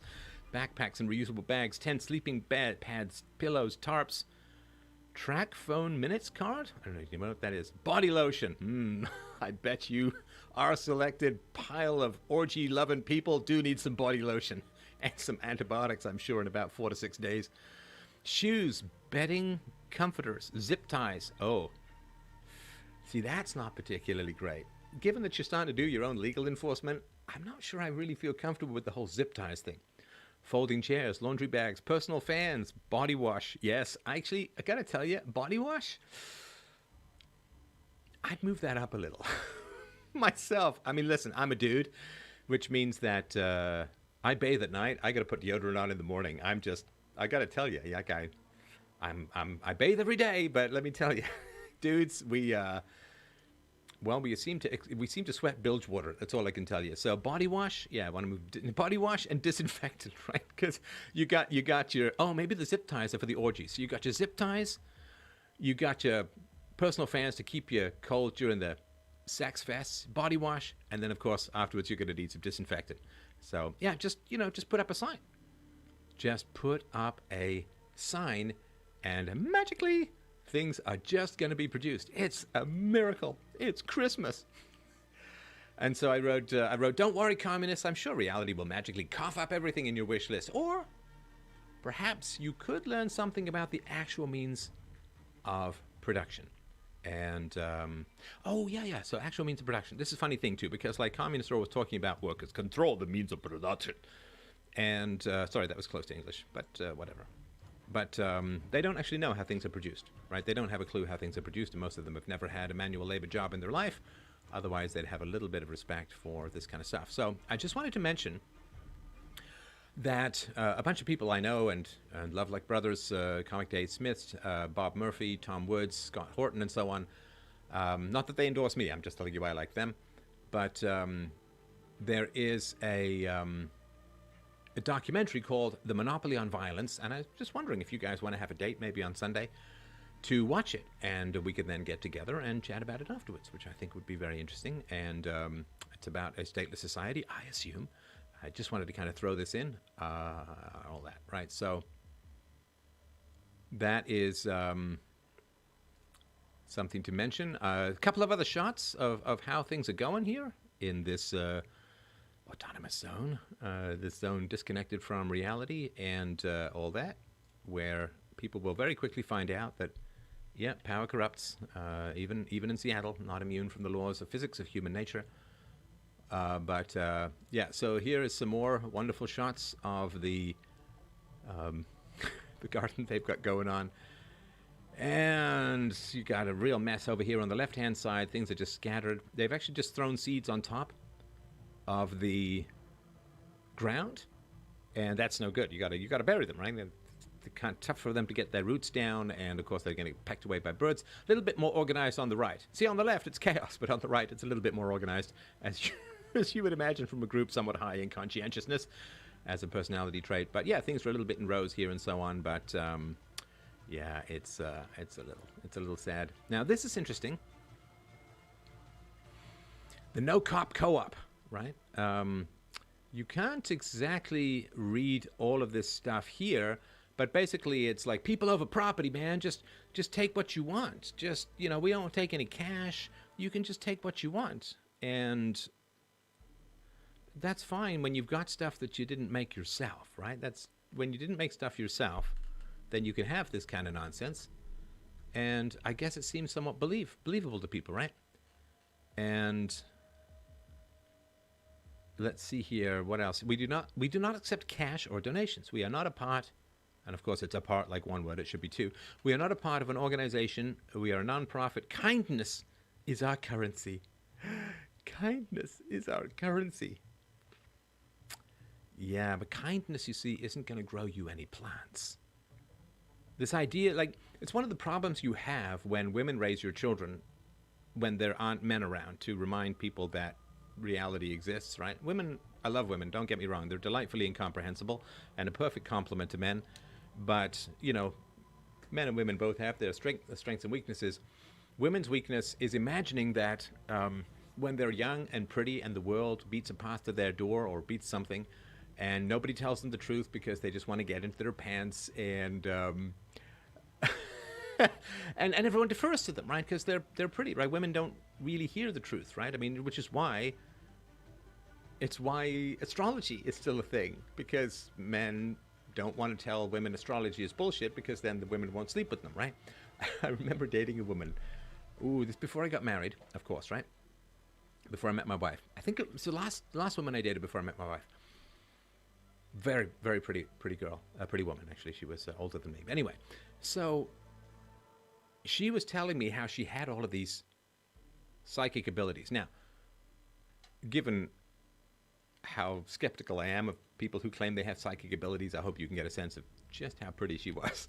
But not so pretty that I wouldn't tell her the truth. And I said, look, the Amazing Randy has had like this prize of like $1 million available to anyone who can prove psychic phenomena. Like, let's go collect that money, man. I'll only take 10%, man. You can keep the rest. Just, let's go down and let's show him how you can do these psychic abilities. Because money, like, you could retire and all that, right? She was having trouble with her job. Anyway. Now, of course, what she did was she said, that's not how it works. Of course not. Of course not. Can't be predictable. You know you have it, but you can't ever prove it, right? Now, men get hammered into reality because nobody cares about our feelings, right? So a little bit too hammered into reality. So if you're a man, people are going to tell you the truth. You suck, right? That's what you hear a lot of times when you're a kid, and it hurts a little, but it's actually kind of important for maturing and all that. But women don't generally hear a whole lot of truth, and everyone defers to them, and people open doors for them, and they buy them drinks, and all the women and children first, all deferral, right? And so when women teach your children, you don't get that hard, masculine stubble edge to the eyeball that wakes you up to reality. So this idea that kindness is our currency, it's like, well, no, for women, sexual access is their currency, and I'm not saying that's conscious or anything, it's just the way that nature works. But they think, of course, that kindness and feelings are going to solve problems in the world, and it does solve the problem of resources for a lot of women. But yeah, it's kind of silly, right? Kind of silly. So yeah, so it's pretty wild in there. Let's do a couple more. I'll take a couple of questions, and please don't forget, I've got a debate. Now, I think I may have faffed up the time, so let's just see here. Did I get anything back from the person I need to hear from? Nope, just somebody asking me if Ayn Rand was wrong. Hell, could be. Certainly was wrong about some things, which is why I transcended Oh yeah, free food station for those in the zone. And I guess here's where I can check my sound settings again. Sorry, I don't normally play anything through my speakers here on ye old computery. But let's see here. Huge sign says this space is now the property of the Seattle people, right? So this property, right? They didn't earn it, they didn't create it, they didn't build it, they didn't make it, they just took it. They just took it. Say, ah, yes, but we paid taxes and blah-de-blah-de-blah. It's like, yeah, well, the people who live there actually paid the taxes. The people who actually live in this zone, they're the ones who paid the taxes. They paid the property taxes and sales taxes and so on, and they worked their property in the neighborhood. So those are the people who actually paid the taxes. And let me just turn that off. Is that right? Yeah. It's still coming through. I can still hear this. What's happening? All right, see if we can turn this off. Interact. Let's try down here. Yeah, so those are the people who paid the taxes, and you're just taking their stuff, right? You're just going in and stealing all their stuff, right? So, yeah, that's how it looks. That's the Seattle Police Department. You got kids out there, and there's an F-bomb right there. The kids are all staring at it because, you know, and it's trash. It's just garbage, right? This is just low IQ destruction of neighborhood, right? And it's really you know, it's gonna get bad. It's gonna get bad, and people need to see that it's going to get bad, and they need to see just how sadly immature. Like, I feel actually kind of sorry for these people. Like, I really do. And I don't know why that is still going there. Let me just throw something else on here. Just a moment, my friends. I'm going to throw something else in here because we still got sound coming through somehow, right? All right, just a sec. Let me just get rid of this. Let's put it to, you know, a very important site on the internet. There we go. Look at that. Free domain podcast, fdrpodcast.com if you want to listen to the podcasts. And there's high definition stuff and all of that. So fdrpodcast.com, you can go and listen to stuff through that. It's a really, really nice interface. You can do searches and stuff like that too, and subscribe to the various places as well. So I do feel really kind of sorry for these people because they're just so outside of reality. They're just not anywhere close to the truth about how things are made, and they're just going in and taking stuff, and they are gonna have to learn the hard way how complicated it is to create and make things. Like, it's really, really tough to create and make things. They're gonna try and figure out how to allocate resources without any price signals, which is impossible. You can't do it at all. They're going to find out all of the infrastructure that they take for granted is going to begin to unwind, and they're going to start running out of food. Now, of course, please recognize as well that they're not going to be allowed to fail, right? So let me just turn off this other browser. Meet you over here in the middle of the screen. So yeah, the mayor, the media, all the hard leftists all over the place, they're not going to allow this to fail, right? They're not going to let it fail. Because if it fails, that is going to inoculate people against communism. So what they're going to do is they're going to start sneaking stuff in, right? They're going to start sending them food. They're going to start sending them money. They're going to start giving them resources. They're going to just try and prop all of this stuff up by stealing from other people and handing it over to create the illusion and to create this Pied Piper delusion that somehow,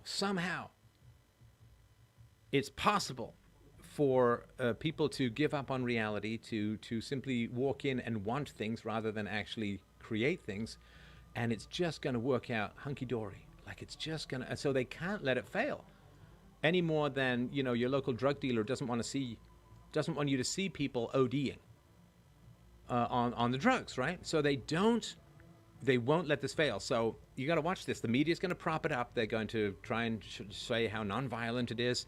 And there's going to be tons of donations, and the mayor is going to start throwing resources in there, and they're just going to prop this up. And it's really, really important to point this out. I'm going to be following this very, very closely. And again, I would love to go out there, but A, they'd probably kill me, and B, can't leave the country. But it was far more dangerous going to Seattle for me than it was confronting the fascists down in Hong Kong and taken the tear gas and all that. But they are going to prop this up like crazy. In the same way that the communists in the West, I remember this when I was a kid. I really only got into this communism stuff in terms of understanding it after we came to Canada. Pierre Trudeau helped quite a bit with that. But I just remember it being... Well, first, I remember two things from coming to Canada. Number one, was I in Canada or I just heard about it? I can't remember. Anyway, there was this hockey match between the Canadians and the Russians, and it was incredibly important for the Canadians to win. And I remember thinking, like, how pathetic that is, that you're so uncertain of your own limited government, free speech, free market ideology that you've got to get a puck in someone's net to win. Like, come on, that's just ridiculous. Very sad. Very, very sad. And the other was that I was constantly told, it's Cold War, communism is dangerous, communism is bad, and we're going to ship them, 4 gigatons of wheat to make sure that they have enough to eat. And it's like, what? So there's a really, really good book to read called East minus West equals zero, about how just about everything to do with the Soviet economy was just stolen from the West, right? In the same way that it happens with China, just stealing everything from the West, including perhaps gain-of-function SARS-CoV-2 bioweapons. Anyway, so let's... if you've got a couple of questions, I've got to go and limber up. I always do a little bit of exercise before, a little bit of hard exercise before I do a debate.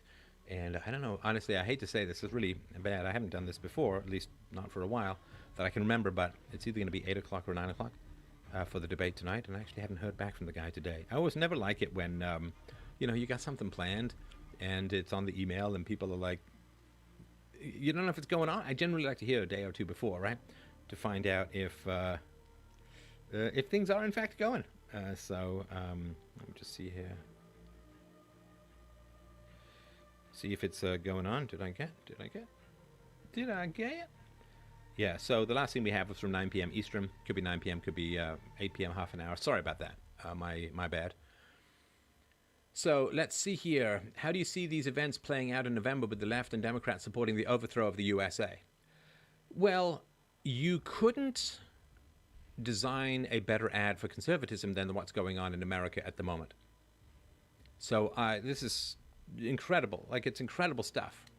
Because this was all... See, none of this stuff was supposed to happen, right? None of these takeovers, none of this violence, none of this stuff. It was targeted against people like me. But none of this stuff was supposed to happen until the hard leftists in the Democrat Party had control of the presidency, the Senate, Congress, the judicial system, you name it. And then they were just going to go full tilt, shred the Constitution, round people up, throw people into gulags. Like, I'm not kidding. That was the plan. And it probably wouldn't have been more than 8 to 12 years, probably 4 to 10 years until that started to happen, right? So they destroy people's lives through deplatforming, and then people get desperate, and then they throw people in jails and all that, right? So, because, they're always talking about how tough it is for young black men to find work and all of that. Yeah, okay, I can understand that because you're all shipped to jobs overseas, but, how easy is it for someone like Laura Loomer to get an income, right? She's been deplatformed just about everywhere to do the financial institutions, right? So this has accelerated things to the point where I think people are going to be shite scared of all of this creeping socialism stuff because, it kind of crept a little bit closer. It's like, that cheesy horror movie thing where there's some creature kind of far away and like it comes up really, really quickly, really, really fast. Well, that's just what happened with socialism. There's supposed to be this creeping socialism, and people are now seeing that it's creeping pretty fast and pretty close and pretty aggressively. So now we have a chance to fight back. Right now we see what they want. Now we see what's coming, and all of the things they did to me, they're now trying to do to everyone else. And I'm digging deep into my heart to continue to find the love to help save a society that cursed me for many, many years. But yeah, 4 weeks ago, people were jailed for haircuts and attending church. Now we have lawlessness. Yeah, absolutely. They are really going for this obvious stuff, right? And so this is what is incredible about what's happening in Seattle, right? So in Seattle, I know glasses on, glasses off, right? So in Seattle, they have simply self-detonated, and it's going to continue to go this way. They have simply self-detonated all of the anti-Trump arguments because if a bunch of MAGA supporters, right, a bunch of MAGA hat-wearing rightist people, conservatives, if they had taken over a part of a city and were imposing ideological border controls and rapes and assaults were going up, and right, it would be completely insane, and they would there'd be calls to bomb it from orbit, you know, like Aliens 2 style, right? And so you get to see how the left handles power, and you'll get to see this pretty quickly unfolding. And that's why I'm glad there are citizen journalists in there. There'll be a lot of cover-ups. The media won't report on it or anything like that.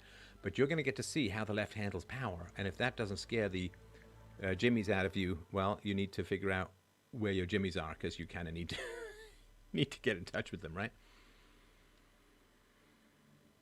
And let's see here. What else do we have in questions? My mom won't talk to me since all this started. She's afraid to hear facts. Well, listen, you get family separations over ideology that is super important to actually having a civilization, or you're going to get family separations because you're rounded up and thrown in a gulag. I shit you not. I kid you not. That's how it plays out. Now is the time. I've been saying this for many, many years. You have to stand by your values. You have to stand by your values. And if people are willing to work hard for their values, they will gain the respect of people irrespective of the content of those values, right? It's really, really important. Whoever wants the future more, whoever wills it more, whoever is willing to sacrifice more, they win the future. I mean, I'm not going to play a tiny violin for myself, but I had a pretty sweet life as a software entrepreneur. I could travel the world. Everybody was my friend. It was wonderful. I got to present at conferences. It was a glorious life. I took like this crazy 75% pay cut to start doing this kind of stuff because it's important. But if I think philosophy is important, why would I take money over the capacity to speak the truth? And if I was in the business world, well, the funny thing is I probably would have been deplatformed now anyway, because the mob is really coming for just about everyone these days. I mean, they're deplatforming Paw Patrol, the kids show. They're deplatforming Faulty Towers, this brilliant old John Cleese, Bonnie Kooth show. And I don't know, I might have been deplatformed from the business world by now. But yeah, it was a pretty sweet life back in the day. Oh man, I got to travel to Paris and do presentations and have wonderful dinners, and I got to travel to China and have 3 martini lunches, because that's how they roll in China. At least that's how they did back in the day. I had company paid for my car, an expense account. That was a great life in the business world, man. It was beautiful. And now I get to be called a Nazi 24/7. So yeah, it's but you got to make the sacrifices. Like, so some filmmaker, or I think some Jewish guy, I don't know, some filmmaker made some movie. It's coming out in a week or so with Richard Spencer, Lauren Southern, and Mike Cernovich. And I mean, I can't imagine any of it's going to, but this guy put a year or more, a couple of years, I think, into making this movie, and then of course timed it to come out shortly before the election for, you know, obvious reasons and so on. And you know, in the article about it, it's like, oh yes, but you know, sure, whites are going to become a minority, but they wanted that. They just wanted society to be more inclusive, you know, like inclusive, like Judaism is. You know, you just wander in and say, hey, I'm a Jew, and you're a Jew, right? But yeah, of course, nobody was ever asked, and every time people are asked, they're desperate to stop mass immigration. And of course, mass immigration was sold to America in the 1965 Hart-Celler Act that it was not going to change America in any substantial fashion. It has completely reshaped America. And so, but you know, that guy, the filmmaker, he's like, man, he's all in. I don't know where he gets his money from, and that certainly doesn't hurt. But it's like, man, you can you can really go all in. So look, you got to go all in. I mean, you don't have to. You can go all into the gulag if you want, but there's not much in between, right? You got to go all in. And again, I'm talking peacefully and reasonably and so on. But man, you have people in your life who don't see what's coming. They are really going to get you in trouble. They are really, really going to get you in trouble. And I tell you personally, I don't have anything to do with people who don't get it. Like, I can't. Life is too short. I've got to have strength for what it is that I do, which is really, really a tough job. Again, freedomain.com/donate. If you could help me out, I'd really, really appreciate it. It's been a hell of a year, to put it mildly. But I don't do it. I don't have time. I can't. To me, going with the normal view, being around, what do we call the normies or whatever, like, to me, it's like, hey, do you feel like going back into grade 2? It's like, I really don't. Like, I really don't feel like going back into grade 2. I can't go back in time to that degree. I can't. And if we all take that stand, we're helping people. You understand? It's called an intervention, right? You understand? You can watch this show. I don't know if it's around anymore. Probably can find it online. But the show's called Intervention. And it follows people who are drug addicts, people who are alcoholics or whatever, who are killing themselves with their addictions. And what happens is, and this is a well-known therapeutic technique in the self-help arena, you sit down with the person and you say, hey, man, I can't watch you destroy yourself anymore. I cannot have you take me down with you. I'm not going to enable this behavior anymore. You've got to get into therapy. You've got to deal with this. You've got to commit to battling this addiction and coming out on top as best you can. Otherwise, I'm cutting you off. I have nothing to do with you because I cannot have you drag me down with you, and I can't sit there and watch you destroy yourself anymore, and I cannot lie about how I feel, and I cannot enable this behavior with my participation. Now that's what you do when someone is an alcoholic, and them drinking alcohol does not end up with you in a gulag. Do you understand? Them drinking alcohol doesn't destroy your liver. So take a stand. Take a stand. Have people understand how serious you are about freedom, about truth, about integrity. If people won't discuss the freight train that's barreling towards us all, if they downplay it, if they minimize it, if they call you paranoid, if they, right?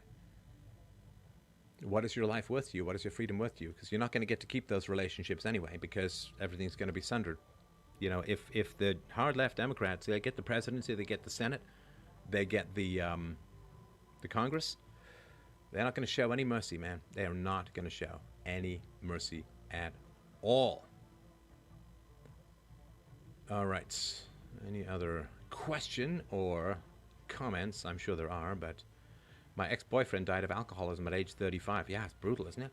It's brutal. It's the same thing with my mother. My mother was utterly committed to her delusions, to her belief in persecution, to sleeping with a knife under her pillow because she was afraid people were going to climb into her house in the middle of the night and stop her from doing what she was doing. And it's like, sorry, you either get help or I can't be around this. I just can't be around this.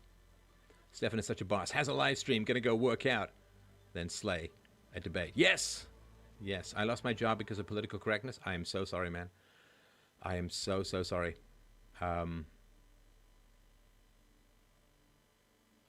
You're gonna have to start... people are going to have to start being entrepreneurial. You're going to have to start getting second forms of income, second sources of income. I've had to reinvent and redo so much over the years. How can I call into your show? So subscribestar.com/free domain. You can sub up there. We do a show Friday nights. We do a show on Sunday mornings. I normally would be doing one tonight, but I'm not because of the debate. And so you can do all of that. 6 years ago, Steph would have gotten a hard-on for an upheaval of forced civic order. Now, see, here's the thing, right? I don't mind this. I mean, outside of them taking other people's property and all of that, let's have a bunch of experiments. Let's have a bunch of experiments. Let's have an area where you can also have no taxation. Let's have an area where you can have no property tax. Let's have an area where you can have a radical free port. Let's, right? A free market society, right? Let's have a whole bunch of experiments. But of course, you know that the only experiments that are allowed are heavily subsidized far-left communist experiments, right? Contracting company I worked for got terminated because we were all white. Yeah, well, that's the institutional racism right there, right? Scott Adams was asking, hey, what are the views of institutional racism? And I tweeted at him, it's like, because I know he said that he's lost 3 jobs because he's a white male. The institutionalized racism is anti-white racism, anti-white male racism. That is literally carved into the law in terms of affirmative action, so. Dear, oh dear. All right, so let's see here. I like you because I think you're one of the absolute smartest guys on the side of libertarianism and capitalism, and you exhibit the best side of it to me. Well, thank you. That's very, very kind. Yeah, somebody was pointing out that most philosophers are just like pieces of human garbage, and it's really kind of true. I mean, they're just absolutely awful people. They have orgies. They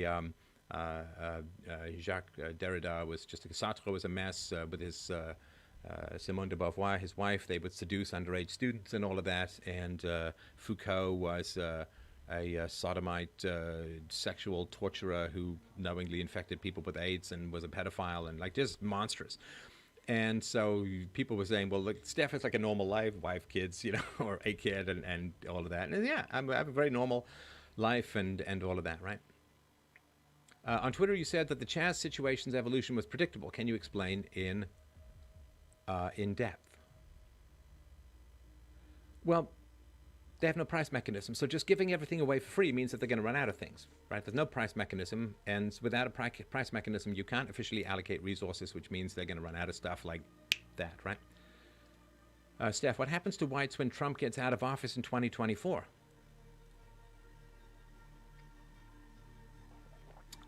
I don't know. I'm really just trying to get through day by day at the moment. Pedro Enrique says, I wish I could hug you someday. Thank you so much for existing. Man, I'd love to give you a hug too. I miss being out there and talking to listeners, and you know, I give speeches and spend like 5 hours afterwards chatting with everyone. It's just delightful and fantastic and all of that. So Don says, I didn't get a really great job because 40% of the admissions, a total of 30 in a universe of 1,000 candidates, had to be women. I finished 33rd. Yeah, it's very sad. It's very sad too because they're convincing a lot of smart women to not have kids, right? And which is dumbs down the population as a whole. All right, let me see if I got. I'm sorry to be doing this housekeeping stuff right in the middle of this, but I need to sort of know where I am with regards to the debate that's coming up. All right. Will Antifa fight Black Lives Matter? Well, see, Black Lives Matter appears to be just a way of funneling money into the Democrat Party, right? You go and donate to Black Lives Matter, and Candace Owens has done work on this, as has Charles Ortiz, and it is it's just a way of transferring money, right? It doesn't go to blacks, it goes to generally rich white liberals and so on, right?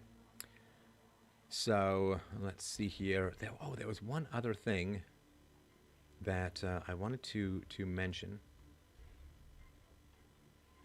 that yes, so if you could do me a favor,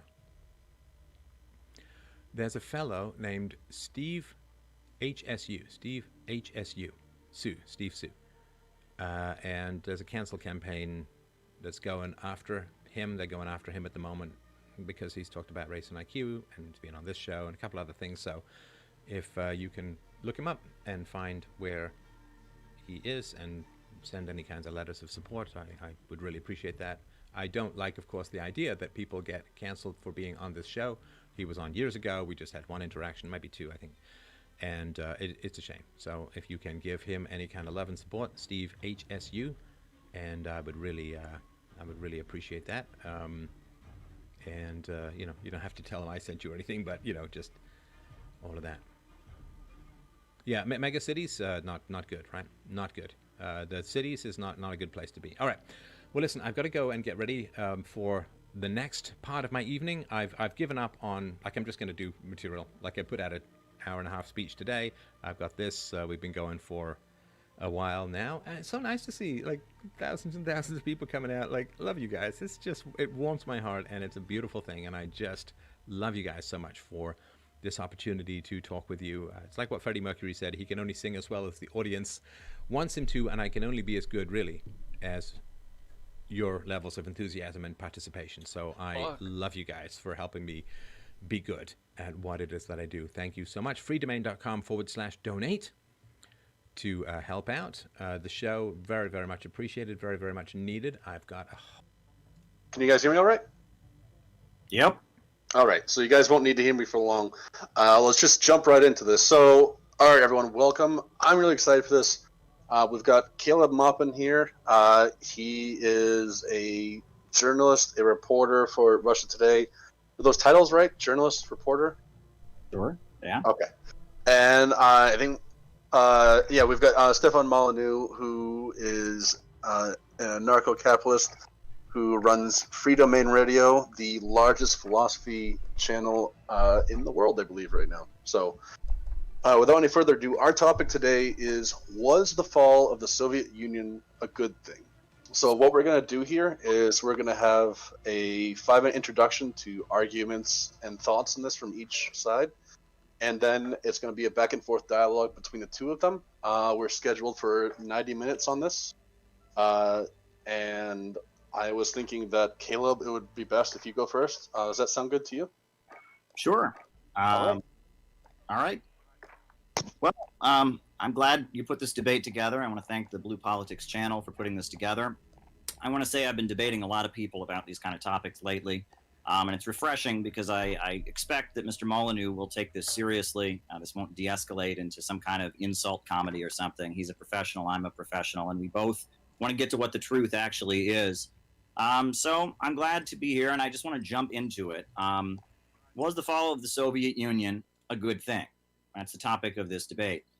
And it might not seem very relevant to what's going on in the world right now, but it's quite relevant because I believe that what's happened in the Soviet Union during the early 90s, which is widely understood to have been a humanitarian and economic disaster, is very similar to what's happening to the United States and much of the Western world at this time. Extreme free market policies are leading to mass poverty and suffering and death. So let's just go over the facts. Now, everyone knows the Soviet Union needed reform during the 1980s. They needed to update their system. China was undergoing very successful reforms during that time. The Soviet Union, however, because of the way their political system had developed, they weren't able to bend, so they broke. They didn't get reform. Instead, what they got was collapse. And what resulted was the overthrow of the Communist Party and the moving in of free marketeers. Right? With the help of George Soros, we saw Jeffrey Sachs of Columbia University. We saw the policies of the Chicago School of Economics, free market libertarianism imposed on the former Soviet Union. And the results are widely understood to be a disaster. 70,000 factories shut their doors. 80% of the farms in Russia closed. There was 20 to 30% unemployment. There was a 900% increase in drug addiction, and the suicide rate also dramatically increased. From 1989 to 1994, the average Russian life expectancy decreased by 3 years. At that point, 74 million Russians were living in poverty, and 37 million were living in conditions described as desperately poor. Between 1992 and 2006, the Russian population decreased by roughly 10%. That's people either dying or leaving the country. And in fact, U.S. economist who's a free marketeer, not a leftist, not a socialist, Anders Gunter Frank, he actually described it as, quote, economic genocide. Basically, the country was being auctioned off to the highest bidder. Free market libertarian policies were being put into effect, and it had disastrous results. In 1994, we saw many cities in Ukraine, or a few cities in Ukraine, to be fair, that had electricity and running water for only a few hours a day. Studies showed that during that time, many parts of the USSR were living on par with parts of Africa that were deeply underdeveloped. It was a nightmare. Huge increase in organized crime, huge increase in sex trafficking. It was a society collapsing, and Western companies coming in and looting the place economically. And it was a nightmare. And it was fixed. Putin came in and fixed it. And how did he fix it? He fixed it by reasserting government control. If you look at Putin's economic policies, he wrote an academic dissertation about the strategic planning and the exploitation of natural resources in order to centralize the economy. He utilized Gazprom and Rosneft, two giant state-controlled energy corporations, and recentered the economy around the state, built up state-controlled enterprises, and Russia has been much better off since then. The fall of the Soviet Union was essentially free marketeers turning Russia into a laboratory. And putting into effect the policies that my opponent largely advocates. Privatization, greed is good, get the government off our backs. It was a disaster, but we really shouldn't be surprised by that, because everywhere we've seen British Empire economics put into practice, that has been the result. In fact, communism, fascism, neither of those ideologies would have arisen if it weren't for the dramatic failure of Adam Smith free trade economics around the world. If you can go all across the planet, when countries are economically demolished, when they're basically forced to surrender, when big corporations like the Dutch East India Company back in the 1800s, or I guess more recently British Petroleum, which was one of the corporations that was looting Russia, when they get control and economically demolish countries, when they strip the government and push the government out of the economy, when the state asserts no control and the market is allowed to run rampant, the result is a disaster.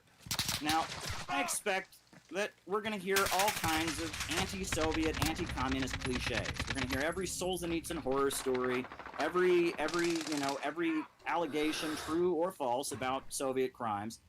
And I believe one of the catchphrases Mr. Molyneux has liked to popularize is "not an argument," because that is not an argument. We're not here arguing the Soviet Union was heaven on earth. We're not even necessarily arguing the Soviet Union was good. I think the Soviet Union had its successes, despite its flaws. But that's really not an argument because, I'm not a big fan of American capitalism. I don't want the United States to be economically demolished. I don't want millions of American women to be sold into sex trafficking. I don't want there to be mass poverty and mass unemployment in the United States. The fall of the Soviet Union is widely understood by economists to be a disaster, and I'm actually quite curious to see. I kind of pity Mr. Molyneux to be in a position to argue that the events of the early 90s were somehow a good thing. I'm really curious to hear what he has to say. So please go ahead. Assist your team at B. Well, I appreciate the feisty introduction, and we are going to get out of our heads and into our hearts as best we can and go through the blood count murder factory that was the Soviet Union. Estimates range extraordinarily wildly, but about 61, 62 million people, of which over 54 million were citizens, were murdered by the Communist Party, by the government of the Soviet Union. Why were they killed? Does it really matter? They were killed because they were bourgeoisie, or because they were landowners, or they were aristocrats, or they were called kulaks. Some people were from the wrong nation, or they were the wrong race. Black Sea Greeks, Kalmyks, Volga Germans, Ukrainians. Some of them just happened to join the wrong political faction. Trotskyites, Mensheviks, social revolutionaries. Others were sons, daughters, wives, husbands, mothers, fathers. Some were just those who came to the police to ask what had happened to their relatives, who were dragged in, sent to gulags, and murdered.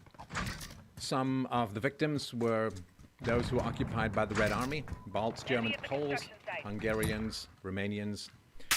Some were just in the way of what Marxists call social progress, the masses of peasants, people who were religious.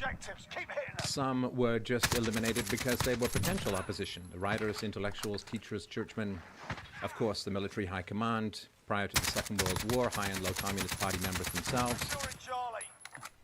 And this wholesale murder went on decade after decade from every area, end, and reach of the Soviet Empire. It was hundreds of thousands of Don Cossacks in 1919. Of course, it was the Romanovs in 1917. There was the intentional starving, as there was in China under Mao, of about 5 million Ukrainian peasants, 1932 to 1933. The deportation and mass death of 50 to 60,000 Estonians in 1949. About 6.5 million kulaks, better off peasants, the more competent peasants, so those resisting collectivization during a 7-year period from 1930 to 1937. 1937 to 1938, when Stalin was eliminating all opposition of perhaps a million party members of the Great Terror, the massacre of all Trotskyites in the forced labor camps, and what? There were hundreds of thousands of people slaughtered because there were government quotas for the killings. Vladimir Petrov, who in 1954 defected while a spy chief in Australia, and whose credibility and subsequent revelations were verified by a Royal Australian Commission on Espionage, about his work during the years 1936 to 1938, said, "I handled hundreds of signals to all parts of the Soviet Union which were couched in the following terms. 2.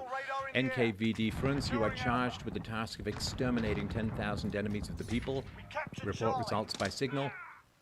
And in due course, the reply would come back in reply to yours of such and such a date. The following enemies of the Soviet people have been shot. Solzhenitsyn makes these quotas basic to the Great Terror of 36 to 38. When he wrote the real law underlying the arrests of those years was the assignment of quotas. The norm set the planned allocations. Every city, every district, every military unit was assigned a specific quota of arrests to be carried out by a stipulated time. From then on, everything else depended on the ingenuity of the security operations personnel. Of course, you had to continually invent plots, invent counter-revolutionary measures, and it simply escalated in various ways to over 60 million people. 60 million, that's 10 Holocausts, of course, right? This is a prudent, most probable tally. There's a low figure of 28.3 million, which is 4.2 million followers. There's an unlikely high of 126 million. This is the range of uncertainty of the murders within the Communist Party in the Soviet Union, committed by the Communist Party of the Soviet Union. The error range is almost 98 million human beings. Reloading! That's larger than the population of 96% of the world's nations. If France, Belgium, the Netherlands, Norway, Sweden, Finland, Denmark, and Switzerland were all nuked and irradiated and blasted clean of all human life, the human toll would be less than just this range of the murders in the Soviet communist system. The range, not even the total murder. The most probable estimate of almost 62 million murdered is over 4 times the battle dead 15 million for all nations in the Second World War. 62 million murders exceeds the total deaths, 35,700,000 from all this century's, last century's international civil, guerrilla, and liberation wars, including the Russian Civil War itself. The Soviet Union was not a country, it was a murder prison. It was a slaughterhouse. It was a place where sadists got to roam free and fulfill all of their unholy bloodletting lusts upon all of their real and imagined enemies. It was a place with almost no rule of law. It was a place of mass execution. It was a place where the dead were buried in mountains. It was worse than a prison. It was a torture chamber that extended the length and breadth of almost an entire continent, that swallowed up Eastern Europe after the Second World War. It was a brutal factory where human beings were disassembled, not even for profit, but for fun. In one instance where slave labor was used, and of course slave labor was used in many places throughout the Soviet Union, in one instance, in one canal that was being built, 20% of the workforce died after being forced on low rations to build in crippling temperatures an entire canal, largely by hand. This was not productive, this was not healthy, this was not positive. It was simply a place where sadists could ply their unholy trade. And the comment about afterwards things were a mess, I wonder why they would do that. For God's sakes, of course they were. When you torture an entire continent from end to end, and you slaughter tens of millions of its inhabitants, and you terrorize hundreds of millions more, of course it's a dysfunctional society that comes out of that. That's like saying, well, this woman was kidnapped and tortured for 10 years, and you know, afterwards she was a mess. By God, she just wasn't that healthy. And of course, at the end of 1991, when the Soviet Union formally disintegrated, the state assets, the assets really built on the blood of the people, was carved up and handed out by a bunch of oligarchs, most of whom had emerged out of the Communist Party itself. So this was not a free market operation. They were sold to robber barons, literal robber barons, not free market people, not through free market operations. The state apparatus. What's up? I think Bill's about to get on right now. And handed out to favorites and apparatchiks from the Communist Party. I just jumped in here because you had a party started. The profits did not go to the people. So even the disassembly of the murder machine was itself murderous, and the suffering of that terrible century lasts in Russia. Little ribeye, little to blame the free market for the actions, sirloin, and the after effects, and the hangovers, T-bones, and the post-traumatic stress disorder of communism Probably. What's up, yo? What's Proof. good, buddy? Alright, I guess we gotta run. Dude, I have just been sniping hoes on this Rumble, big ass map. The Rumble, yeah. We've been playing a lot of that with Bill, yeah. Like just practicing my snipe. It's been really good fucking practice. Yeah, I've been trying to get long shots for my guns so I can get the platinum. You guys want to play that? No, Bitly's on too. Okay. I mean, I don't care. It don't matter. Yeah, it don't matter. I just got on the press R2. I got 2 more ARs to get like 30 or 40 long shots on them, and then I got platinum. So horny.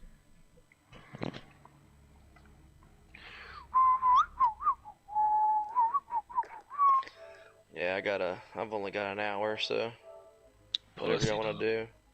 I can go pick up the wife. Where's your kid at? He's napping. We had that pool party thing, and so he's passed out.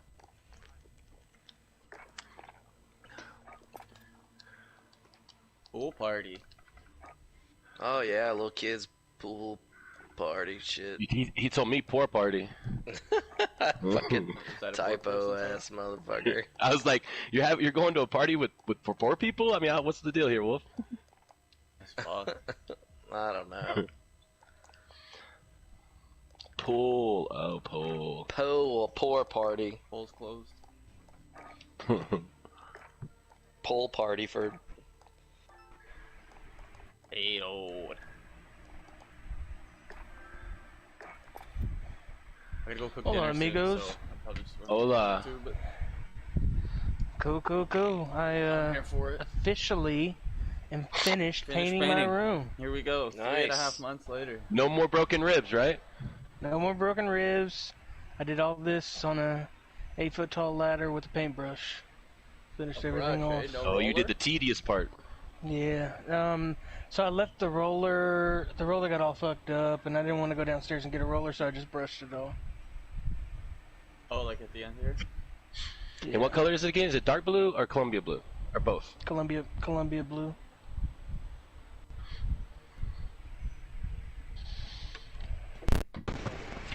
With the white ceiling and white trim, white everything.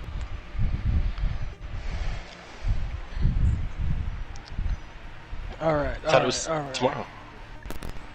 So why what are don't we you playing? go get your little chiropractor, and after that go by and get it. You go to Or the go get chiropractor, it. T? No, my wife does. You should. It is wonderful. Yeah, I went there for a while. Pretty bomb ass. They also another teacher, because I was having gout real bad and I was limping. She said to go get what is it where they stick needles in you? What's that called? Acupuncture. Yeah, she said go try that. Some chiropractors do that. I was like, man, I don't know. I've tried everything else. Might as well, right? Yep. Ask Natalie to ask her chiropractor if they do that for you. To be honest with you, though, I've started taking these vitamins. They help control your uric acid level in your body. They've been working pretty well so far. Probably just jinxed myself, but yeah, they got a whole bunch of probably a couple months ago, maybe a few months ago, probably around Christmas, maybe. That was more than a couple months ago, about 5-6 months ago, maybe. It's a bad one though. Had that one. But I got these uric acid pills, and they have a shit ton of like celery and what is it, turmeric? Are we doing quads or are we doing something else? Turmeric? Yeah, turmeric, yeah, whatever. I eat that on all my food. Yo, that shit's good for you, man. Are we doing quads or are we doing something else? I don't care. They said something about running multiplayer. It doesn't matter to me. I got signed on the press R2. We could do quads, man. I don't care. Let's do Warzone Rumble. I like it. I mean, I've been getting fucking sniping stuff the whole time, man. We'll level up some guns. When you do Warzone Rumble, when you die, you don't come back, right? Come back right away. Oh, you do. You come back. Oh, you do? Okay. So first how do you win? 400. First team to 400. Yeah. Gotcha. Yeah, they go pretty quick. Yeah, get your sniper ready, man. It's always ready, bro. Interesting. I don't know if I'm always ready for it, but it's always ready. For your field upgrade too. Oh yeah, ammunition spots is necessary. Well, even if you're fully loaded. Yeah. It's still not as many bullets though. Yeah, no, it's not like 40. 3 or 4. It's like 15. It doesn't level up. 2 or 3 mags. That's why you need one, and your homie next to you needs one, so y'all can both drop. Yeah, you have it too, so you guys all have it so you can put 2 field upgrades. Yeah. But I never use it. Now I'm just using only... Because I took the fully loaded off this class. Often. Yeah. There you go. Yeah, I took the fully loaded off this class. So it's just in Storage Town? No, they mix it up. Different for Verdansk. It seems like Verdansk. it's a random circle. I don't know if it's random. Nah, but it's like 4 different places. Yeah. But you see how bottom left down there it says Storage Town, right? I've never been in. Actually, we had one in Storage Town actually, but it's big. Like it's not just Storage Town. So it's just going to be around Storage Town and all the surrounding buildings around Storage Town. Gotcha. No.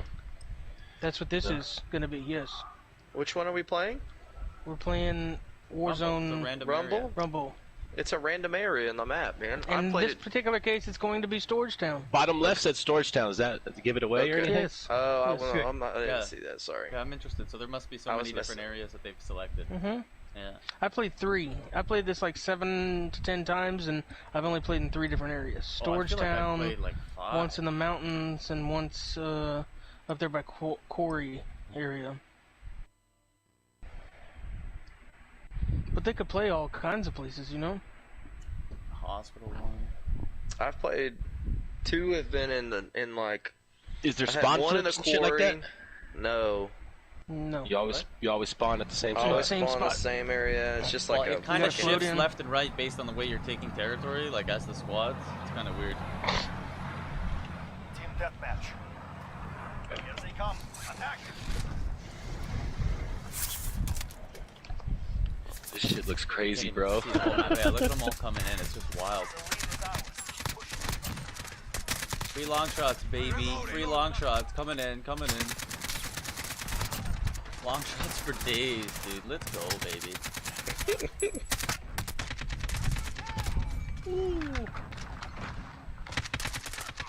Dude, they are just fucking. The problem is when you run out of ammo, then you have your super sniper. I don't really have a spot to snipe on this. Fuck. This one's tough for the sniper. I wish I had like another SMG or something. But I'm just trying to get my lobby. Oh, look at all these snipers. Oh There's so many snipers on the other side. left, dude. Oh my god. This map is weird. Like, this one's really small. Jeez, I can't even sneak a peek. Yeah, it's wild. Like, I was just getting crushed for a long time. Press R2, bro. I tried. And then I need ammo. Man, my aim. This box ain't full still, it's only halfway. Oh my god.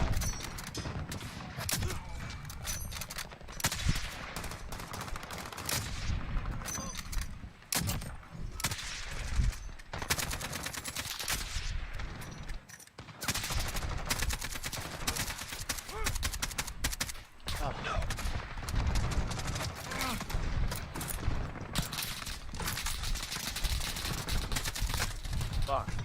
But after I get my box, I always die. Yes. Oh, it took too long. Why did I... Fuck.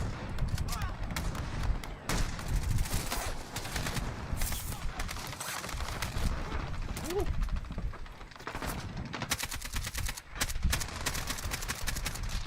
Fuck.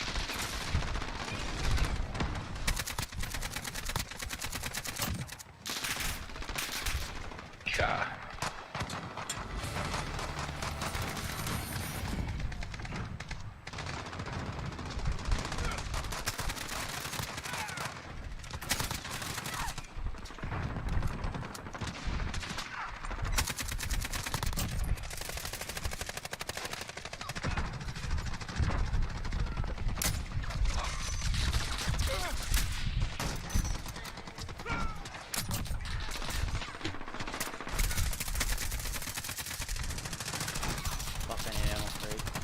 Come on, fucking reload faster.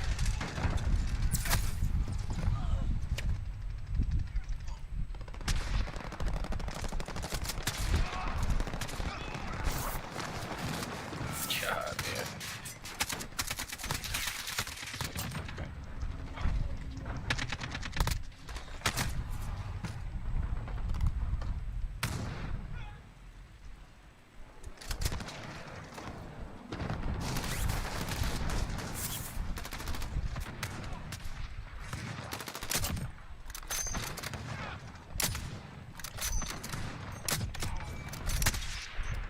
Dude, somebody just jumped in the way and took a bullet for me. Thanks. Thanks.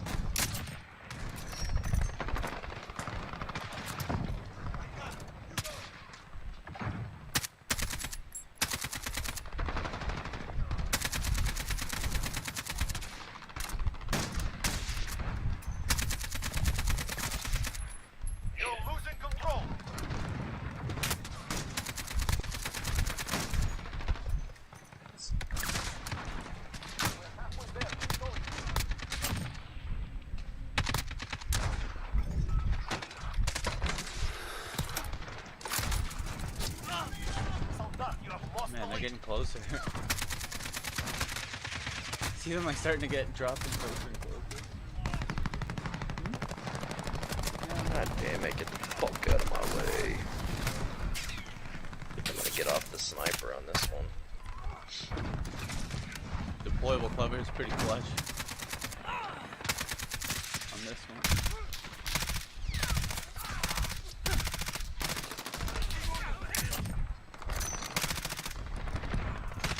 Oh, not good.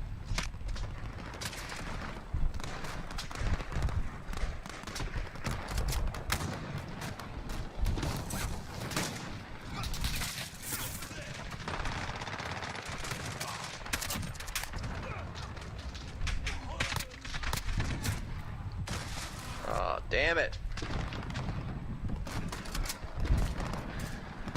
Not doing as good on this one.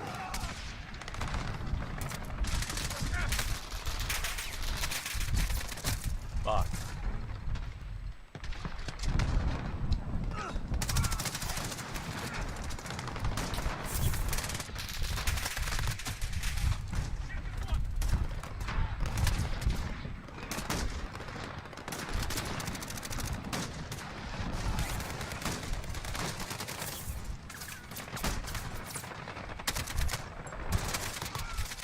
God damn it. Shoot.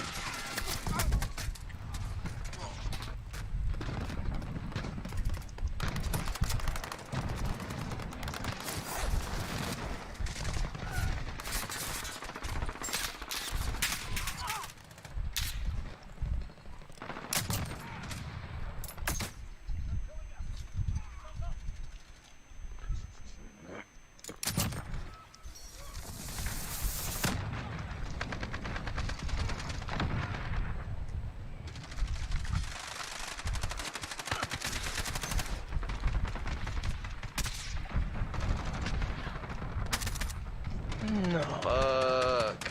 Rest your wounds. We return 18 kills? How the hell did you do that? Red.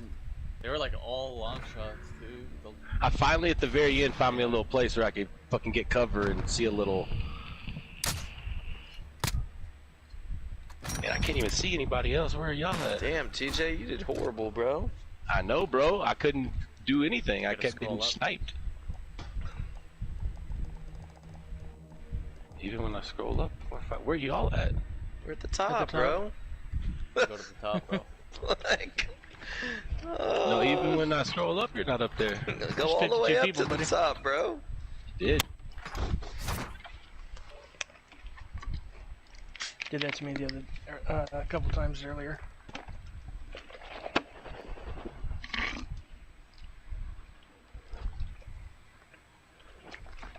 I want to purchase the game, I really do, but I'm not spending $45. Sorry. Cheap ass motherfucker. Yep. I mean, you know your ass ain't struggling for no $45 too. Nope. But, as I was gonna say before you said that, that, my friend, is how you maintain a nest You gave egg. me shit the other day for not wanting to spend $5 on the, or $10 on the battle pass. That's $5 to $10. That's not $45. I just spent $10 on my video game for my phone. I do that What- once every 2 What months. video play game this, are you though. playing on your phone? And you play this every Trailer night, Park bro. Like, Boys. what does it matter? $45, bro. If you play it every night, you're gonna get $45 worth. I play it every night and haven't spent a dime. Why the fuck That's do not I gotta true. spend $45 That's not true. on it? That's I not spent true. $5. All I right. play it every night and I I'm spent $5. Why do I need to spend $45 to continue to play it every night? saying.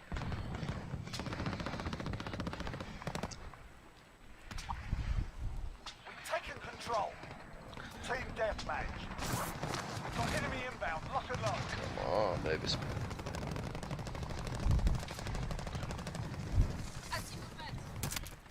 There's also double weapon XP right here. Let's fucking go. Oh, is that right?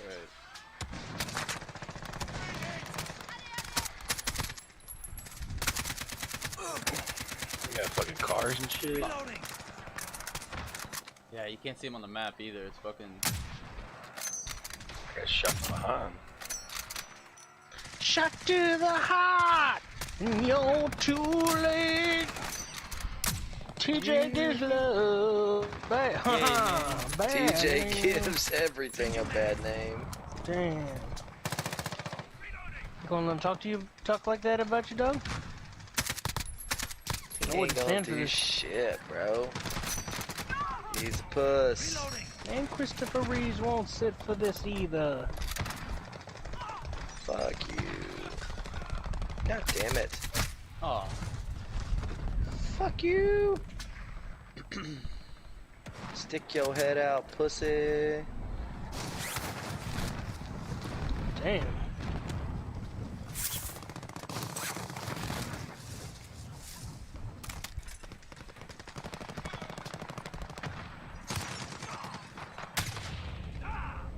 Better angle.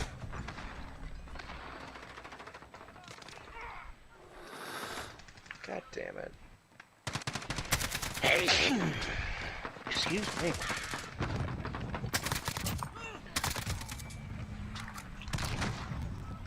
Man. Come and knock on our door. We'll be waiting for you. Where's a good spot? This game, yeah, this game's all about finding a good spot. I'm on this green house over here, and that is a good spot. Are you on the right side? Is that where you're at? What a guy's doing right on me. I'm on the sexy side. Yeah, I'm on the right.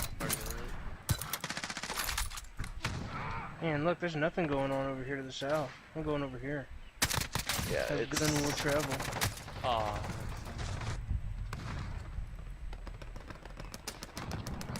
These fools about to get their heads sprung. About to get their heads sprung. Nothing. Dude, we dominate this map right now, bro. Dude, I haven't seen nobody. Fuck. Dude, I landed on that crate I put down last light, and it let me pick it up. Oh yeah, you can do that. Oh, I got sniped. Fuck. Dude, I haven't seen a fucking soul. Damn it.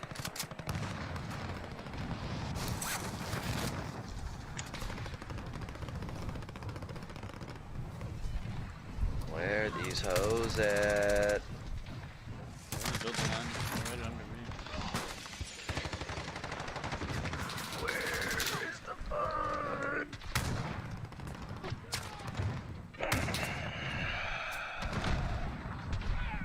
Where them hoes, where them hoes, where them hoes at?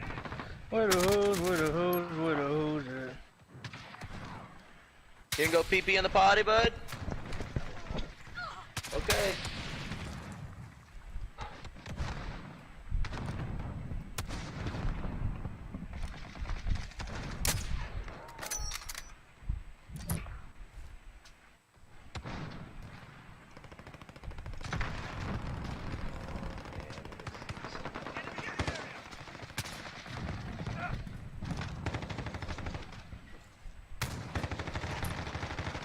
Oh. He was close.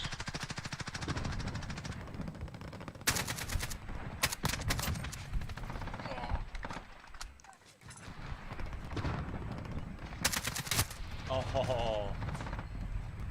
They're pushing around the right. Hard.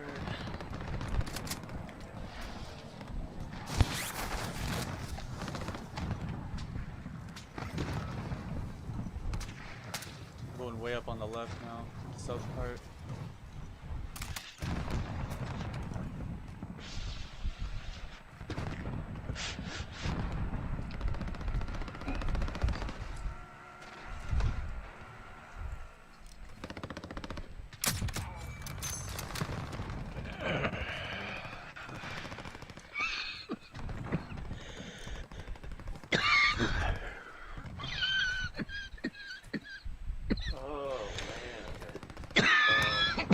Yeah.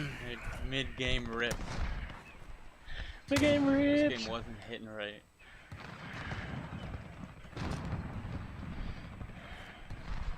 Come on, hurry up. I don't like this one.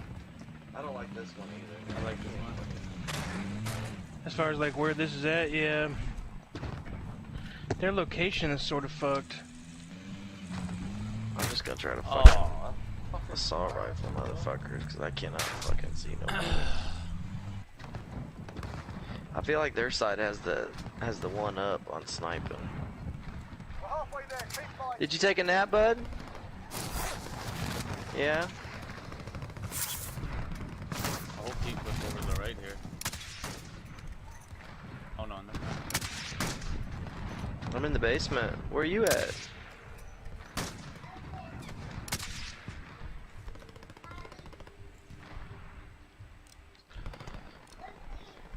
Yeah, playing a game. It's called Call of Duty. Damn. I'm gonna find people and I'm gonna shoot them. Yeah, I'm shooting the bad guys. No, they're mostly blacks and Hispanics. So yeah. This is what you do, son. You kill the coloreds. Whoa, whoa! I'm glad he didn't hear you say that. Did you have this coming through your TV? No. Oh.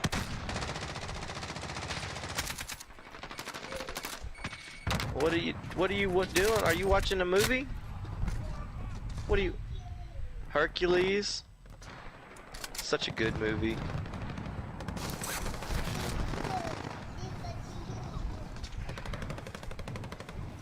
Zero to Hero's gone.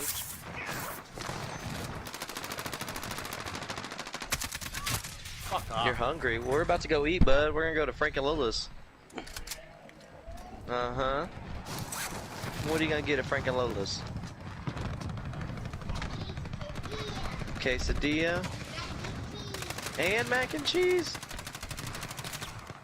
I think you only get one. Which one do you want? Okay. And mac and cheese. Yeah, you gotta. It's a growing boy, man. Get them both, bro. Fat ass, bro. Yeah, that's right. 6'5", 285. Got my college paid for. He needs to do the same thing. Dude, that dude's a runt, bro. He's gonna be 4'8", 275. He ain't getting no scholarship with that. Like, he's like in the 5th percentile in height. He's short? There's no kill streaks in this? No. Kind of sucks. Yeah, he's like a dwarf, bro. Is he really? Yeah, he's like... Megan's small too, man. He's 8th percentile on height, I believe. I think to be considered a dwarf, it's like 5th percentile. Top of the convenience store. He's still running like 2T, not even like 2T barely fits him, bro. How old is he? He's about to be 4 in August. Yeah, that's crazy because Parker's already in like 3T, almost in 4T. And he'll be 3 in August. Sucks, dude. Basketball coach, here you go. Here's a fucking short kid. Just make sure he's got handles, bro. And He a is shot, left- and he'll be good he to is- go. He is left-handed. There you go. Dude, this map sucks. I fucking don't. I'm getting Agreed. fucked up, man. I'm struggling to find a good spot, just like we were talking about earlier. I haven't had fly in a while. Green house on the right. I'm all about it. I was behind the Where are you semi-truck at? over here I'm earlier. trying It to looked find bad. Where was that at? Oh, right here. I didn't make it Still places in bed. on this landing. But yeah, it's the one you're right in front of it. Or that, if you can land on the roof of that house, it's perfect. Ain't nothing about this house green. The roof. I'm coming to you, Fly. I'm trying to find you. Yeah, I'm trying to come to you, man. Is that orange house on the right? Taking effective fire. Oh, I don't know the which roof one is you are. green Are and you it's got running by a very bus? steep roof. No, I'm on the floor. I can't get. I Oh, didn't get on the roof. okay. It's this one right here where I'm standing, over here by the houses in the subdivision neighborhood.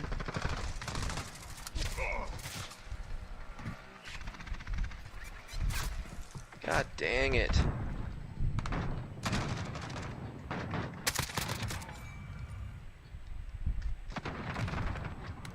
I'm driving.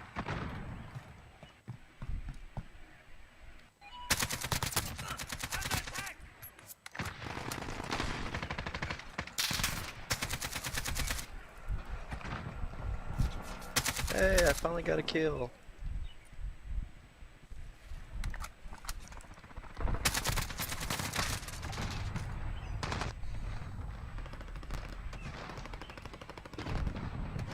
We pulled ahead. We're winning this. Keep it tight. See, look, I got on the roof this time. Oh, if I land. Fuck. They do have a little better setup to kind of. That sucked. Sorry. Objective. Oh, I'm the last kill. You better not be. I think I was. I was driving that car. I still can't go up with you guys anywhere. Oh, there you are. Proof. Where's Bill? Way down there. How many 7. you have, bro? 7? We tied then. I think I had 8, 9, 7. Yeah, Where am I at? 7. 7. Where's proof at? 7 and That's 6. You were 7 and 10 though. I was 69. That's always good. Yeah, hell yeah. Boys, I was fucked up last night. That was Dude. I threw up twice this morning. It was not fun. Oh, that's not good. Bro, I went to this party and they fucking were feeding me these drinks and they was like, oh, these are good. And then they end up telling me, they go, Wolf, you're drinking a lot of that. I was like, yeah, it's fucking good. I don't taste hardly any alcohol. He goes, bro, we've soaked, it was all vodka. They soaked vodka in pineapples for the week. Like, So I just you're thought off it was with it? fucking, I thought it was pineapple juice, dude. I was fucked up, man. I was like, I was feeling good. It was a good time. Feeling good. Like I should.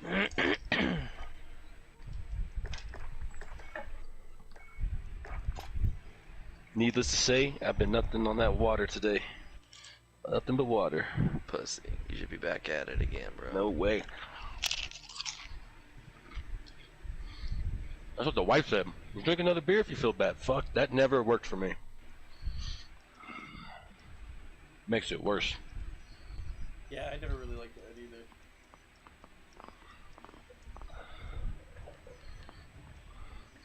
My thing is drink a shit ton of water and eat the biggest, greasiest, sloppiest meal you can. Yep. Or something that'll soak it up. Bread. What? Oh, you're big too? I love me a good big potato. 300,000 people signed up for that Tulsa thing, and there's only the whole entire population in Tulsa is 400,000. 400,000, bro. 400,000 is all we got. And 300,000 signed up to try to get tickets to the event. Hey, and it's a liberal town, bro. Like, I'm. And what's it tickets for? It's See the Trump's first First rally there. I thought he was going somewhere Has he before came that. to town yet?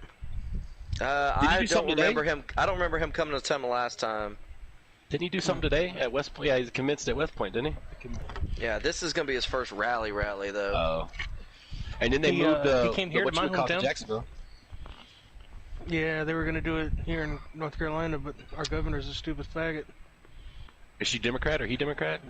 He's a Democrat. You still Yep. can't go bowling, work out,